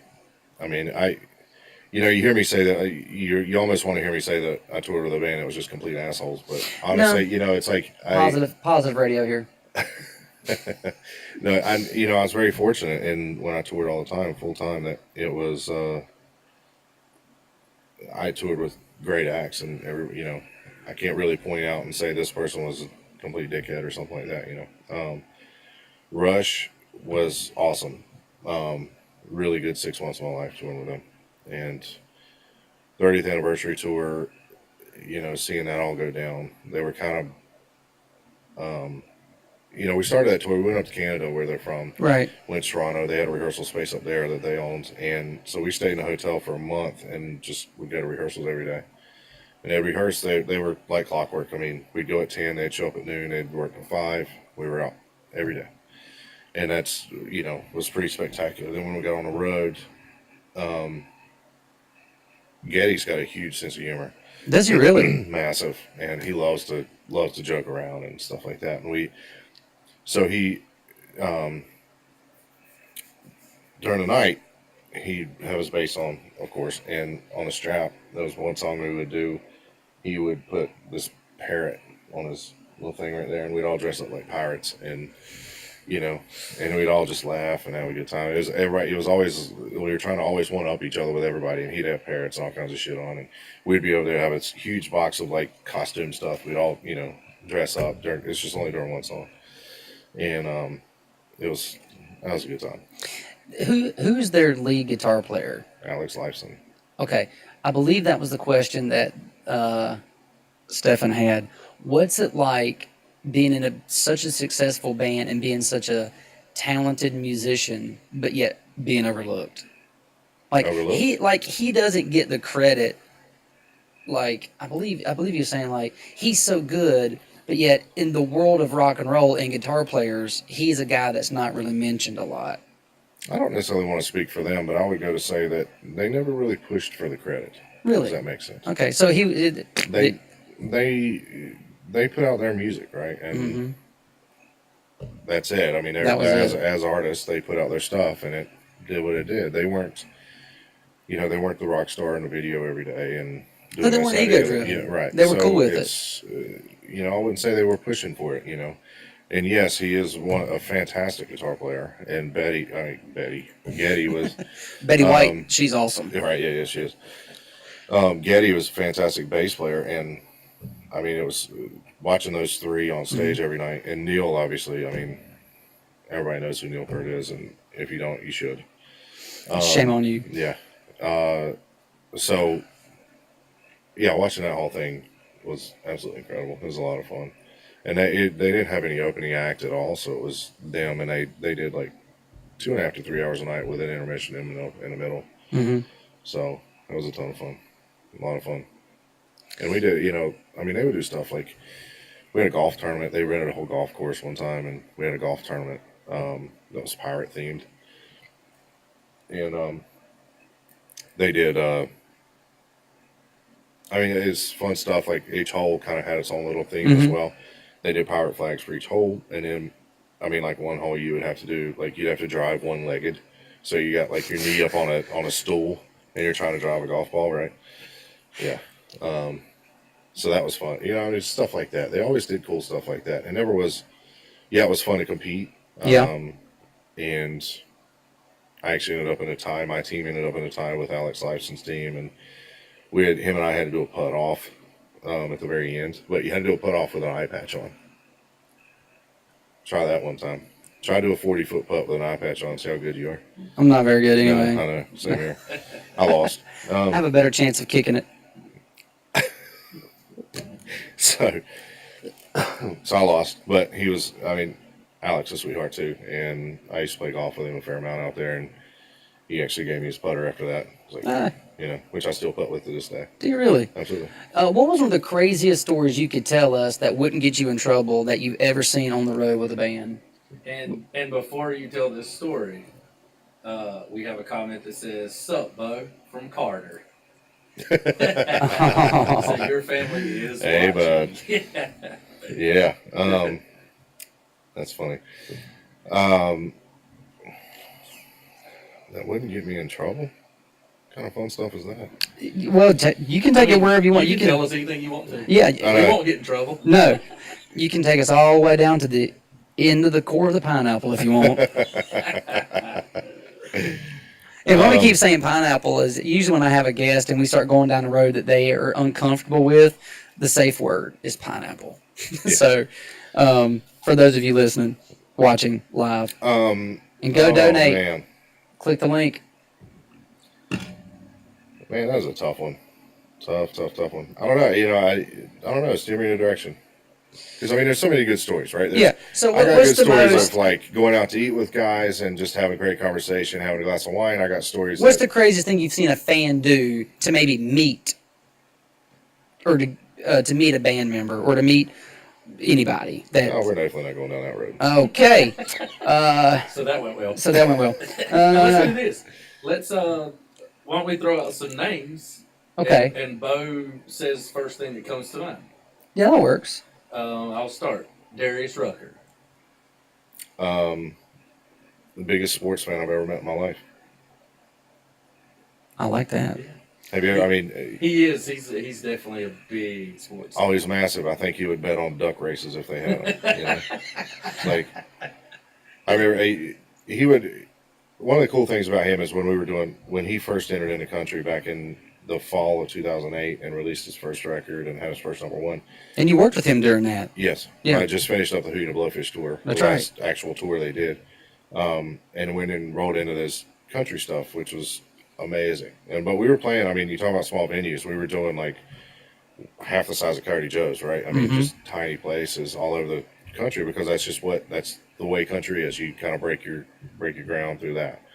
And, but anyways, he would always hang out. He would always come and watch football with us. He would always, you know, basketball, baseball, it didn't matter. Sports, he was always there talking about it. He was so involved with it. And he just was laughing and carrying on about everything. Such a happy dude. And you talk about leaving egos at side. I don't know if that dude ever had an ego. I mean, you know, everybody asks about Darius. You know, is he a cool dude or whatever? It's like, man, what you see is what you get with him. Salt of the earth. Yeah, and that's it. You know, I mean, and like I said, I don't know really how big of a better he is, but I believe, you know, if there was duck races, he would be right in the middle of it, you know, trying to figure it out. So. I do have a question. What is the most quirky or odd habit or tick that one of the guys you work with, either on the crew, let's go crew, and then we're going to go with, you know, somebody who performed on stage. You don't have to name names, but like, you know, he had to eat a bucket of fried chicken. Like a ritual or something. Yeah, like a ritual. You know, if he didn't take a dump before he went on stage, you know, he just couldn't. We'd have a trash can on the side of the stage, which we have had that before. Wait a minute. So you've had a guy take a crap on the side of the stage during a show? Absolutely. 100%. It sounds common. Well, I mean... It sounds like I want my toilet paper. Like, how does that work? Well, you talk about, you know, I mean, you see the good and the bad, right? Yeah, that would... You know? And the dirty. Right. So, I mean, you know, hell, I've had to go in the middle of shows. You know? What do you do? You know, I asked Mandigo. I was like, Mandigo, what do you do? He was on here about a month ago. What do you do when you're on stage? You got to take a crap. And he's like, oh, I've never had to do that. But what do you do? I mean, a lot of times, like before shows, you get a little nervous. You get a little anxious about things, and it starts to Little rumble in the tum tum. Yeah, you get a little creak in the steps, and it usually, the funny part is everybody would call it because it used to happen to me like 10 minutes before show would I start. get it. Like 10 minutes before show starts, I'm like, oh shit, Literally. here it comes, and I'm running by the band, everybody going, hey, I'll be right back. Don't start showing without me coming, Right. and go in the bathroom, you got to bang it out real quick and back at it, but. It's not the choice of words I'd have used, but right. No, not like. It's your poo. You talk about how you I'm want. not gonna say it. Anyways, but yeah, no, I mean there's artists that they get sick and they still continue to play shows, right? And whether it's a stomach bug or cold or Right. they're hungover or whatever it may be, if they go on stage and play, they have to finish the show. Right. They're part of a band, not the band, right? So, if he's got issues, it's like, well, gotta do it. Gotta do what you gotta do. God. Take as much Imodium as you can before you get on, but hope for the best. Hope for the best. But yeah, I mean, we've moved Porta Johns on stage. We've, sometimes it's a surprise and they shit themselves. Who knows? Which has happened as well. I swear NASCAR racers shit themselves. They have to. So is there one guy that has like the quirkiest habit? Or just odd or weird? Some of them may, some of them I don't necessarily know about because whatever happens in their dressing room happens in their dressing room a lot of times, you see a lot of nervous sticks. Do you really? Yeah. I mean, you're in the limelight all the time. You feel the pressure, you get a little tick in that, and, you can always see somebody shake their head or, they're talking to you and they're, doing this. There was a guy I used to they're work constantly with. moving their fingers or, doing something. They got weird stuff going on. But, it's just, it's the overtime. It's the compression of the pressure, There was a guy I used to work with. Every time he would get pissed or frustrated, he would blink real fast and he would start to like stutter like every third word. He'd be like, "Nah, we ain't doing that. That's not how that's gonna happen." I was like, you can tell. He's upset. There's a lot of quirky people out there for sure. There's a lot of quirky people in the business.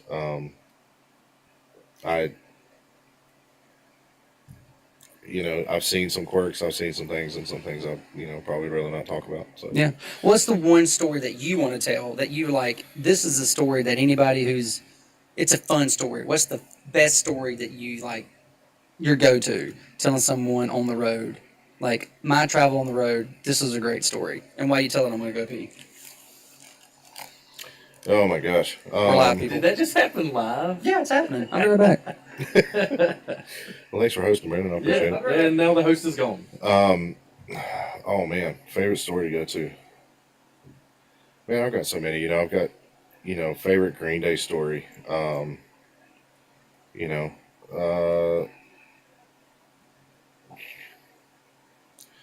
I don't know. Being a part of Milton Keynes, which ended up turning into Bullet in the Bible, the DVD. That was a fantastic experience. As far as the experience goes, that was right, like I was talking about earlier, the rocket ship. And we were at the height of it at that point. They filmed it over 2 days, 60,000 people a night. And at that point, I think it was the biggest show that we had played. And, going through that, especially being new to being an engineer, because at that point I was mixing them. And didn't know my ass with a hole in the ground about what was going on or how to really deal with that position, but kind of just rolled with it. And fortunately, it worked out for me. But seeing the crowd, seeing the band at that point, where they were at in their career and stuff like that, that's an amazing experience. And being a part of that and seeing how appreciative they were of what's going on. Do you ever feel starstruck? Like, No. Good question. Can you remember a time, maybe early on, when you were starstruck? Because there's a story you told me one time that I feel like I might have passed out had I been you. In regards to who? I don't remember, you were in an awards show, I don't remember where. And you basically, oh that hurt, man. That's my fault. And you basically walked right past Jay-Z and Diddy, just kind of hanging out, talking to each other. And we're not going to say what they were talking about, but when you told that story, I remember thinking like MTV Music Awards. Yeah, Yes, and I was there with Green Day. Yeah, and I was like, most of them are just rubbing elbows with Jay-Z. I mean, I would have been completely starstruck. I'll tell you what we were talking about because it was public knowledge now. Okay. We were talking about the whole Kanye West jumping on stage and in front of Taylor Swift, and they escorting Kanye West out of the venue at that point because Beyonce said she wasn't going to perform if he was in the building. And that's a good one. And watching, yes, I was underneath the stage as Radio City Music Hall. Underneath the stage, walking from one side to the other, and yes, Jay-Z and P. Diddy were talking. And as they passed each other, they were walking away from each other. They were talking. It was something to the fact of like, yeah, we'll talk about that tomorrow or something like that. And I don't know if it's probably more me making it up, but I felt like they were talking about Kanye at that point. How they were going to deal with him as he was just being an outright jackass. But yeah, that was also Taylor Swift didn't perform that night because she was on the steps right before her performance, just bawling. She had never been through something like that, and on public eye and a TV. Oh, sure. How do you react to that? And she's still. She's still young now, but she was way young then. Yeah. But she, like a pro that she is, she totally pulled it together and made it happen. As being starstruck, there's a couple cool things that come to mind when you ask that question, Kevin. Is the Rock and Roll Hall of Fame with Green Day. We were there. Paul McCartney was there. And I was standing at the entrance of where everybody was walking in, and we had just sound checked or something like that, and I was standing there gathering all the pieces, putting it all together, getting ready for the show, I think. And here comes Paul McCartney walking in the door. Literally from me to you, Brandon, and just stands right next to me. And it's just giggling and just as normal as they get. And not that I got starstruck, but it just brought a huge smile on my face of like, that is fucking incredible, You went from Unit 47 to standing beside Paul McCartney. That's right.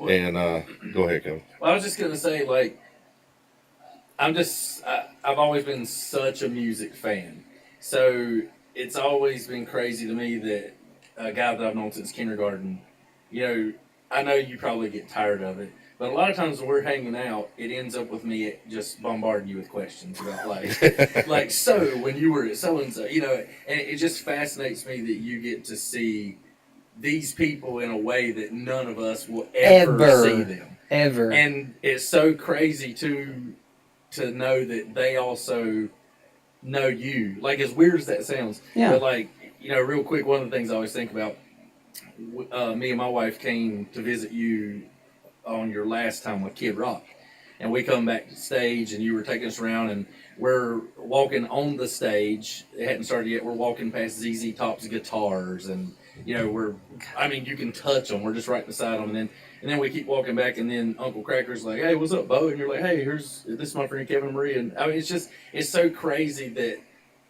being such a music fan that you get to see the stuff that all of us. That's why Behind the Music's so popular. Yeah, everybody loves that. What really happens, and you get to see it. So I think it's awesome. You bring up Uncle Cracker, and that's another great dude. I toured with him in two different scenarios, right?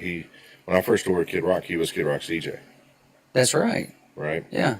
And then I was able to tour with him as him being a performer. So that was pretty neat. That's pretty cool to see. One of the neat things that when I think it was Lincoln Park, I was hanging out with you on your bus, and then you were like, "Hey, do you want to go on stage?" And I was like, "For real?" And it was right before they were changing over, and I got to go stand like near the speakers and see like the sea of people out there. I could not imagine like what that is like to see that obviously as a beginner, or well, not beginner, but someone who's never seen it, that feeling of going out there every night and being a performer or someone that gets to help someone create their art that they put out there and watch people enjoy it. Mm-hmm. Like, how awesome man, I didn't do it. But just know in my heart, I wanted to run out there and throw a rock star pose in that damn speaker and just give it to the fans because they wanted it. I could tell.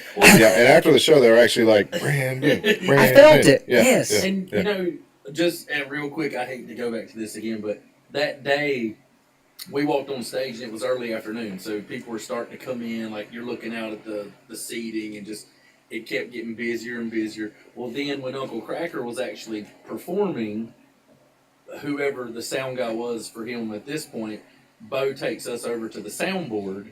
So we're standing from me to you to Uncle Cracker while he's performing, and you look out and you see that it's filled up now, and all these people. And I was just sitting there like, just what you just said, like, could you imagine this every night? You know, just looking out and seeing what people are. They love what you've created there, but then to know what all's behind the scenes, and it's just crazy to me. I get chill bumps when I think about it. Gosh. It's as you're sitting here talking, Kevin. It's like, you know, it's. I don't think This you is know a- how cool your life is. Yeah, really. No, I'm getting ready to bring that up. It's like, you know, it's like as we're sitting here talking, you know, it's cool to look at that and go, you know what? 90% of my days I'm dealing with getting gear from point A to point B to Yeah. make this happen, right? But to sit here and talk and, you know, with two good friends about what I've done over the years and how fortunate I really am Absolutely. of traveling the world and seeing all these places. And, you know, you hear questions like, where's your favorite place to go and stuff like that. And it's like, man, I've enjoyed so many places, you know, and been a part of that and been so fortunate to be able to do that. But Kevin, like you're talking about being on the side of the stage and seeing that sea of people every night, that instant gratification is what, you know, that was the drug, right? I mean, that Sure. is the drug of, you know, sitting on the side of the stage, looking at that 20,000 people for that hour and a half to 3 hours, depending on how long the artist was playing, and watching them. Everybody in that crowd and that sea of crowd is just focused on them, and they're involved, and that's their life at that point, Mm-hmm. you know, and you're watching them experience that. It's very surreal, you know. Well, you probably hadn't. I mean, honestly, while that's going on, you probably had never. Well, you can now, but had never had the time to actually just sit back and think about it. Right. 'Cause You know, you and were reflect. In it. You were in it. Right. So, Right. I mean, you know, like I was saying earlier, though, I did, you know, while I'm standing there mixing or whatever, I would take a second and kind Yeah. of just glaze over and kind of see what's going on, seeing how the crowd is that night. But, you know, sometimes it would, you know, deep thoughts, or sometimes it would just be like, they're not really into it, and back to the show I go, you know. But it's nice to sit here and talk about it and talk about it in this fashion, and not just talk about like what kind of speaker we're talking into or talking about, or what kind of fucking microphone we're looking at, or you know what I mean, and actually Sure. talk about what it really is. and another thing I think about. Sorry, Brandon. No. I'm starting to just get questions. Good. Feel it. You're in the pocket. You're in the groove. Feel it. You know, one of the things I love about live music is you might see a band on their worst night, Mm-hmm. but you might see them on their best night. How many? Sometimes their worst night is their best night. Yeah, well, it could be. But how many? You know, not that you can give a number, but I mean, think how many bands you've seen at their greatest moments. Like everybody, the sound's perfect. They're feeling great. They're meshing. They're in the pocket. You know, just how many of those have you seen? You know, you'll get those shows out of at least every tour. Okay, Yeah. the audience may not know that, Right. but when you're, you know, when I'm on point, the band's on point, you can feel the audience is on point, you know, and you get that groove happening, and you're in that pocket like you're talking about, and you're just rolling with it, and everything's good. It's very special. It really is, you know. It's something, it's hard to even describe, man, you know. Because when the band's in the pocket, it's, you know, obviously you ride off the band because, Sure. like, especially me, I'm sitting on board, I'm listening to what they're listening to, and I'm trying to make sure that they're in the pocket, because they, you know, if they're not hearing what they want to hear, or something sounds like shit, and they're playing bad because of it, then it ruins what's going on for those 20,000 people that are standing out there, right? Right. Because their favorite artist, you know, Mike Dirnt might be over here playing bass, and that might be their favorite bass player all the time, and that 14-year-old kid's just going, shit, yeah, this is the best time of my life. You know, first time I've ever seen a show, but he's up there bitching and complaining, look at me all night. Right. what I mean? Have you had that? Have you had to wear, not all night, but have you had where somebody's, whatever it is you're doing, they don't like it and they're on your ass? Oh yeah. Really? Yeah, absolutely. And again, Ebb and flow. ebb and flow, right? Some nights it doesn't matter what I'm doing. They could just be that night, Some nights it's, like Kevin was talking about, you're in that pocket, man, and when it's going, it's going. And, I'm proud of what I'm doing. I'm watching the band, they're having a hell of a night. And the audience is right there in everybody's face. It's fucking incredible. And you see it and you feel it. Yeah. When you're talking about that right now, is there one moment that pops in your mind? Oh no. No. Not one in particular. Damn it, Bobby. No, I mean I'm trying to catch a moment here. Well, I mean, like I said, there's so many, you got to think. I mean, in an average touring year, you're doing 200 plus shows a year. Yeah. That's 200 shows in a year in 14 years. You know what I mean? It's like, so you think about how many shows that is, and try to catch one moment out of all those shows. In a tour, yes, there may have been a little. At the end of a tour, I may be able to pinpoint something a little bit better out of that tour. What is that, 2,800 shows? That's a lot. I don't know. It's a big number. Yeah. So I stopped. There's a lot that goes in with that, right? And it's not, it's a lot of things I can sit here and I can talk about that none of you guys would ever see, would ever Sure. know what really goes on, because like I said, who knows who the band member talked to before he walked on stage? Who knows, what he did the night before? Who knows, what kind of day he had, or what, if he's mad about the movie he just watched, or she watched, or whatever, you know what I'm saying? Like, you just never really know. So it's like, you kind of roll with it once you get going, and you talk about personalities. It is a lot of personalities. And see, that's what I was getting ready to get into. I mean, you think about like Kid Rock. Okay, yeah, he's a big personality and he's a massive personality, really. And him and I had some pretty good go at it, especially in the beginning, right after I started with him. But there was 11 people on stage at that point in time. Damn. 11 different people. And you're running all those monitors. So 11 different personalities, 11 different sounds, 11 different ways you want to hear things, 11 different ways, you go down the line, right? But if you took your eyes off of him, he would know it, and you'd automatically, know it. yeah. So I would always have to have a guy literally stand beside of me with a notepad, and if the band needed anything while they're playing, Mm-hmm.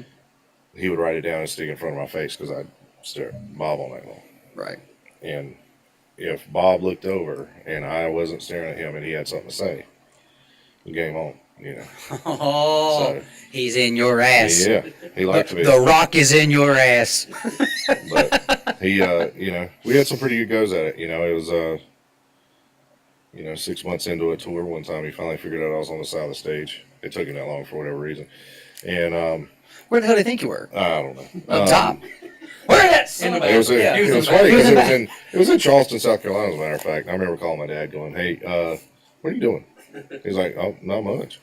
Hey, I might need you to drive down to Charleston tomorrow morning. You might have to come get me. Yeah, I feel like I'm getting ready to go down, slippery slope In a here. blaze of glory, like Bon Jovi. Yeah. Anyways, during sound check, him and I got a good little yellow match at each other, and it took a couple shows after that Yeah. that him and I, kind of reached a point of mutual respect, if you will.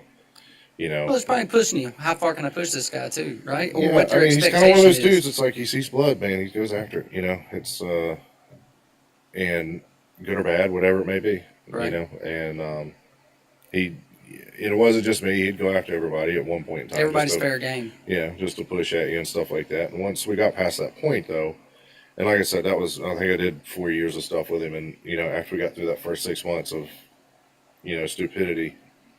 And it really wasn't 6 months of every night of him and I going back and forth. Sure. It just kind of came to a head one night. It just happened to be in Charleston, but it was during sound check, and him and I went at it, and but as soon as the show was done that night, I went straight to his dressing room because I wasn't going to let him come after me, right? Right. I went straight to him, and and that's when it all began. It was like, all right, we're on a level playing field here, and now we can start moving forward. I want everybody to just pause for a second, and let's just think about what you just said. You and Kid Rock went at each other over at Soundcheck. And then after the show, you go to his dressing room basically to have a come to Jesus meeting, Mm-hmm. so to speak. Well, that's How was your day today? What'd you do? mean, what the hell? And he said, because I wasn't going to let him. Right. Hey, Yeah, you're not coming to me, I'm at his Pat. restaurant. Listen here, Kid Rock, Bob. I'm from Statesville. Right. I'll let you know that you're not. But you're not. Shit's not happening here. God. But yeah, like I said, once we got to that point, though, I mean, it was good. And days off or non-show days, whatever you want to call them, we had some nights together, and end up in this hotel room every now and again, and that was always fun. And we would have conversations, having a drink, and I mean, we'd actually have live conversations. And even to this day, like if we see each other in an environment somewhere, whether it may be, he always comes up and says hello. So that's to me. I can't it's get my fucking mailman to say hello. And Kid Rock's like, "Hey, Bo, I see you across there. How's it going, buddy?" That's right. Hey, Maynard, how's it going? All right, enjoyed it. Thanks. Christmas card, family.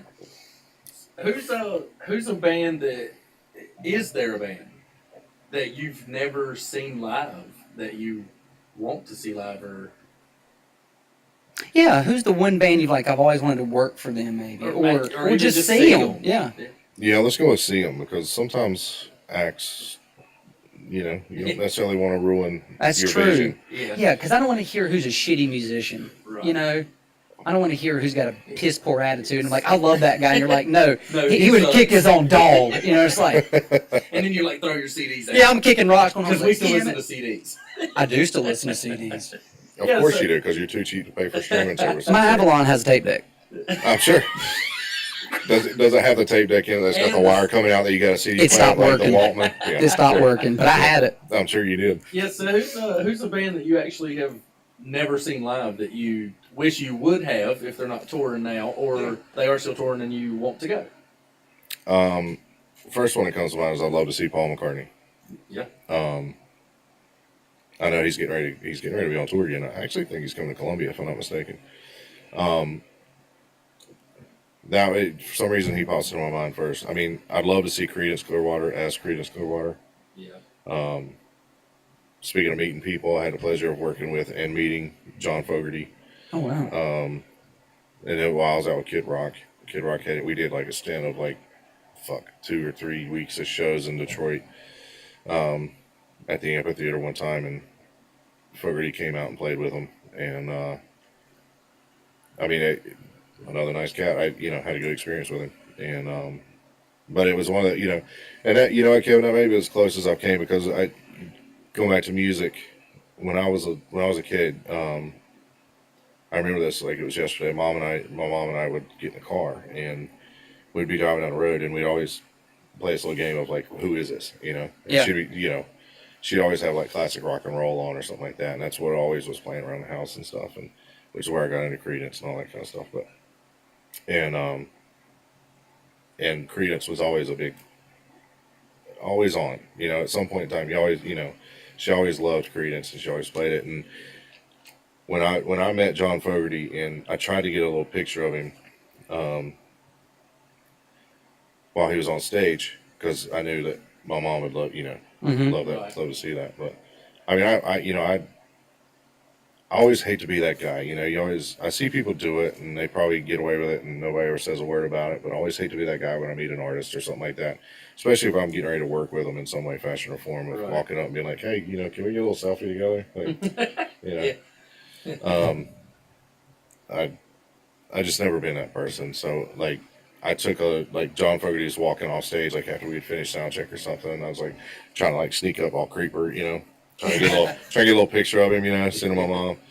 But I ended up, going up in his dressing room and having a conversation with him and his wife, and and I really enjoyed that. That was a really cool opportunity. Have you done any shows with Marilyn Manson? I know you've seen him, but I can't remember if you've worked or okay. I hear he's not as bad as he used to be these days, but he's Right. also damn near 50 years old. Yeah. So, and actually, one of the guys that worked with us on Tool has been working for him for the last couple of years. So, Oh, okay. no, I haven't ever worked hand in hand with him. I know a lot of people that have. I've heard all the crazy stories from years back. I worked with Rob Zombie in I think 2012, which John Five is the guitar player for, and or not Twiggy, shit, the drummer, whatever, I can't remember his name off the top of my head. But they both play for Rob Zombie now, and they played for Manson for like 20 years during his heyday, right? I mean, it's the same guy as the drummer Manson used to throw mic stands and hit the head with, years Yes. ago. And you can go and watch these videos on YouTube and stuff. And I mean, while I was out there, and he's such a sweetheart, but you can tell, he may not all be there, from maybe his past, but John Five was probably, you talk about a beast of a guitar player. You ever want to watch some good videos, watch him play guitar sometime. And one of the sweetest dudes you'll ever meet. But anyways, that was a fun time. But I heard all the Manson stories from them, and I did a lot of you'd hear a story and you'd be like, really, Yeah. kind of thing, and then, do a little research, like, ooh, yeah, Gingerfish is who I'm thinking of. Gingerfish. There's a name drummer. I haven't heard in a while. He's a drummer, and but yeah, him and John Five both play for Zombie now, and they've got an amazing gig because Ron Zombie, what a fucking He just sweetheart finished a is, too. movie. I think 13 or something like that. Or what was it? it's something. I think I can't remember if it has to do with a house of 1,000 corpses or 10,000 or whatever it Yeah. is. But I was listening to an interview with him, and he's got something coming out here pretty soon. Yeah. Where he finished the movie, now he's going to the studio for the album or something, vice versa. But everybody at home, before we wrap this thing up, I'm gonna ask Beau one more question, unless anybody from the audience, Kevin is monitoring, has a question, and then again, I'm gonna give you guys an opportunity to go to the GoFundMe page to donate and help Samantha out. And the winner tonight, when she draws it, wins this Samantha Strong T-shirt. Okay, and States Vegas clothing company is also going to donate a T-shirt, and I believe they're going to also do something else. Yeah, we're going to throw. We're also donating $100 towards the cause as well, and a GoFundMe. Perfect. Okay, so States Vegas is offering up $100. If you're listening right now, and I know there's a few of you who are, just go donate $1, $2, whatever. And thank you, States Vegas Clothing, for that donation. It's like 10 more minutes? Yeah, if that. It depends on how deep Beau wants to get with this last question. All right. So before you ask this zinger of a question, get you a sip of water and everything. I mean, So we're gonna say probably around 10 minutes. If Beau gets going, we'll keep going. right. But so for this last 10 minutes, let's just make a push and everybody who's on here still listening, everybody that was listening, if somebody tags you or whatever, everybody just go $1. Yeah. Everybody go put $1 in. That's all it really takes. I mean, anything helps in It these does. situations. I mean, it doesn't matter. It really doesn't. It's for a great Anything cause. helps. For those that don't know the story, when you go on the GoFundMe, it gives you enough information of what you're donating for. But seriously, I mean, everybody on here, go if you can do $1. And you can scroll up in the comments to look where Samantha and myself shared the link to her GoFundMe page. Yes. So, traveling the world. Yep. You've worked with some of the biggest names in rock and roll, and you're probably, and not to blow smoke up your ass or make this over dramatic, but you're the closest thing to a rock star that we know, right? And you've lived a rock star life to some extent, right? Some extent, How do yeah. you not, right? Oh yeah. So what's it like going from rock star lifestyle, doing what you want to do whenever, and transitioning over into a family and being a father? Wow. Being a father now that I am, being a father to Carter and being a part of his life has been amazing. And then we recently had a son 5.5 months ago, and it's just the best gig I've ever had. I mean, plain and simple. It doesn't compare to that. Seeing the stories I've told, the things I've told. One of the most fortunate people you'll ever meet sitting right here. To be able to travel the world and see the things I've seen, being a part of the shows that I've been a part of, seeing audiences, feeling that connection with all those people. It was amazing. This, second to none. Plain and simple. 100%. The transition, years.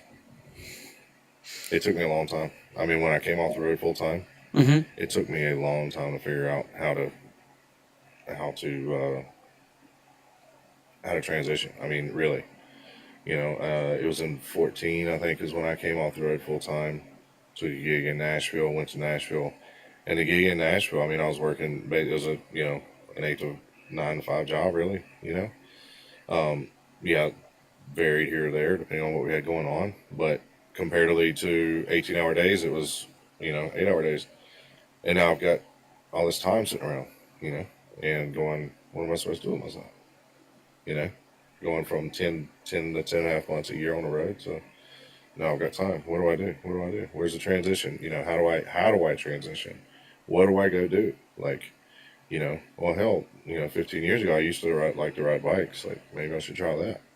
You know, it's a very weird concept, but I look at it and I'm like, what? I actually said that to myself because here I am sitting in my car at 5 o'clock in the afternoon going, well, shit, what do I go do?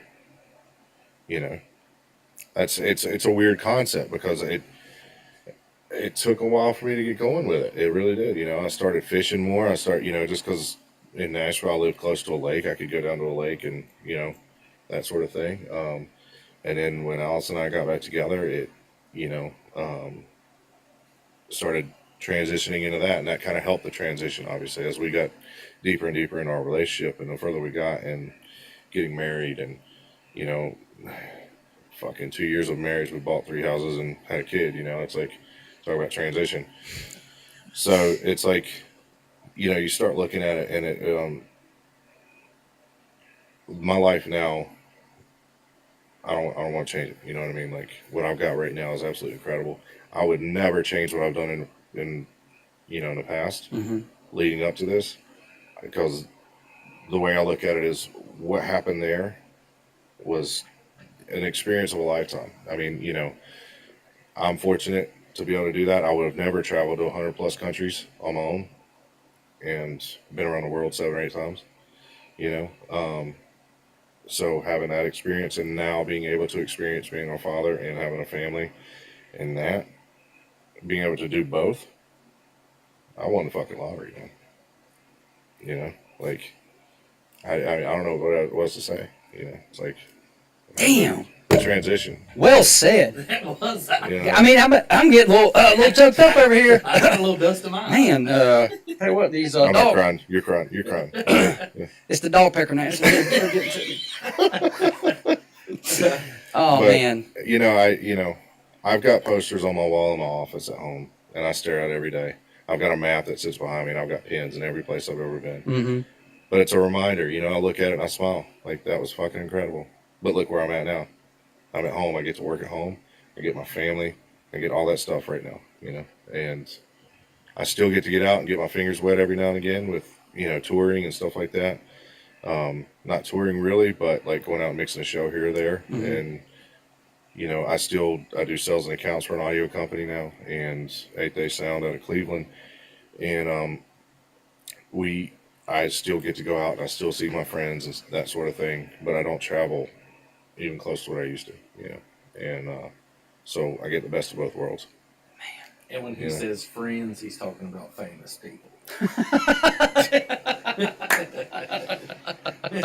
But they're just normal people to him. Yeah.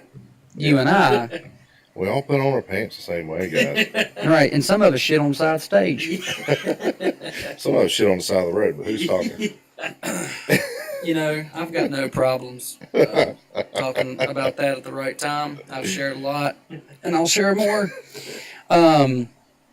So, guys, I think we're going to wrap it up here. If you haven't donated, please go ahead. And don't think just because you didn't donate tonight during the show that you can't go and donate anytime to Samantha and this great cause.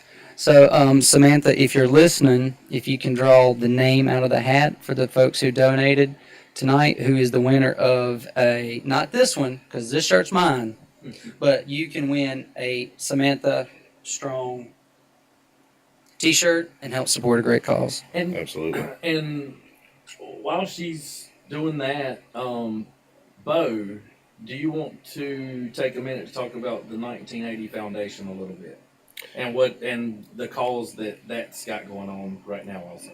Absolutely, I'd love to. I didn't, not to take away from the whole Samantha thing, because that's obviously where this needs to focus. But 1980 Foundation, Kevin and I have always had some ideas over the past, and this is another one. But right now I started this up yesterday, and I've been really digging into it the past couple of days with all the disaster and tragic stuff that's happened on the coast from the hurricane.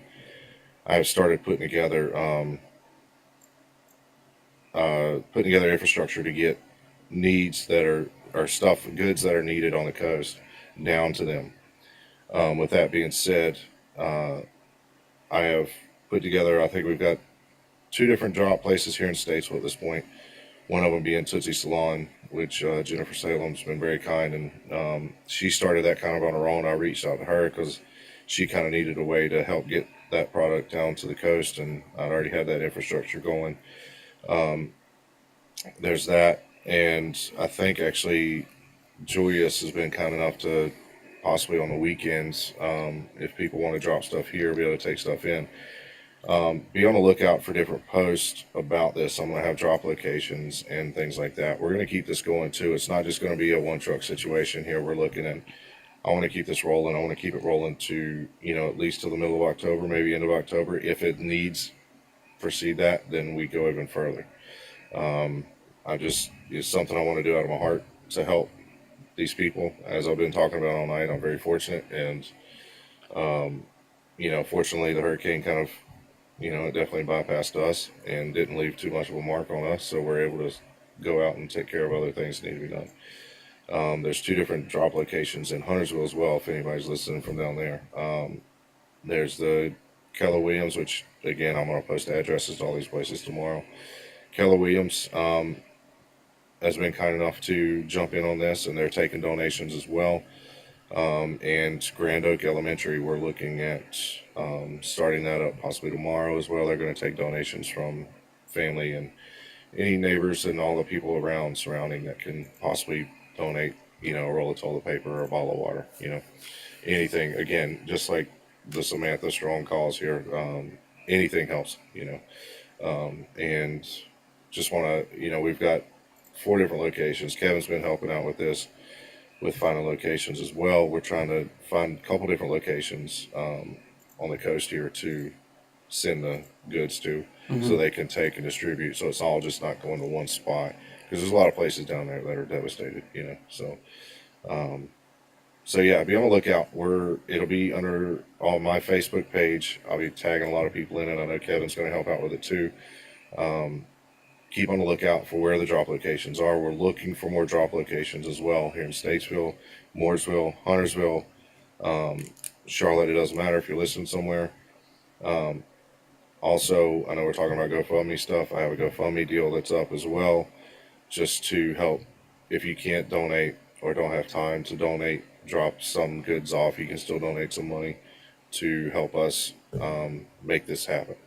Fuel for trucks, going down the road and stuff like that. It all costs money. So we're trying to build that up and make this happen. So, but anyways, go to my Facebook page, go to Kevin's, and I'll post it on Brandon's and Appetite and all this stuff, and we can hopefully come together and as a community and show that we care. That's what it's about, man. Absolutely. Same with Samantha, right? So, all right, guys. So thanks for tuning in. The winner tonight is Jacqueline Foy. So if you will, Jacqueline, leave your T-shirt size. You can leave it on my Facebook page, maybe Kevin's Facebook page, or Samantha.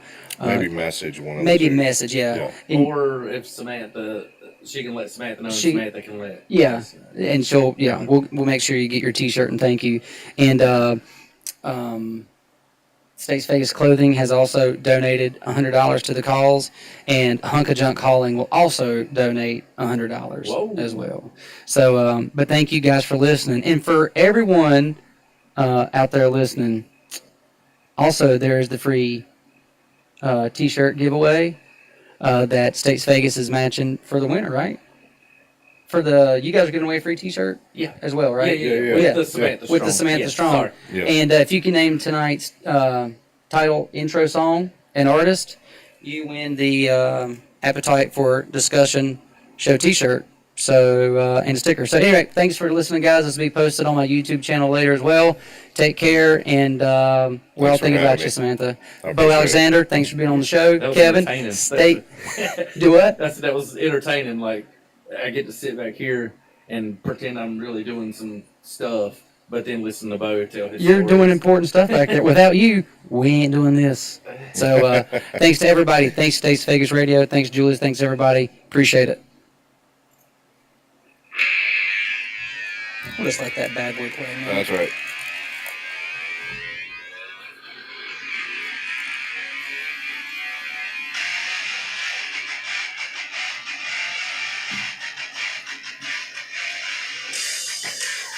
I'm just gonna cut it off by now. Alright. Golly, it is so hot back here. Oh yeah, you got all that shit going on. Back there. So, did you stop recording? Not yet. Backwards. I can't. I can't go backwards, Captain!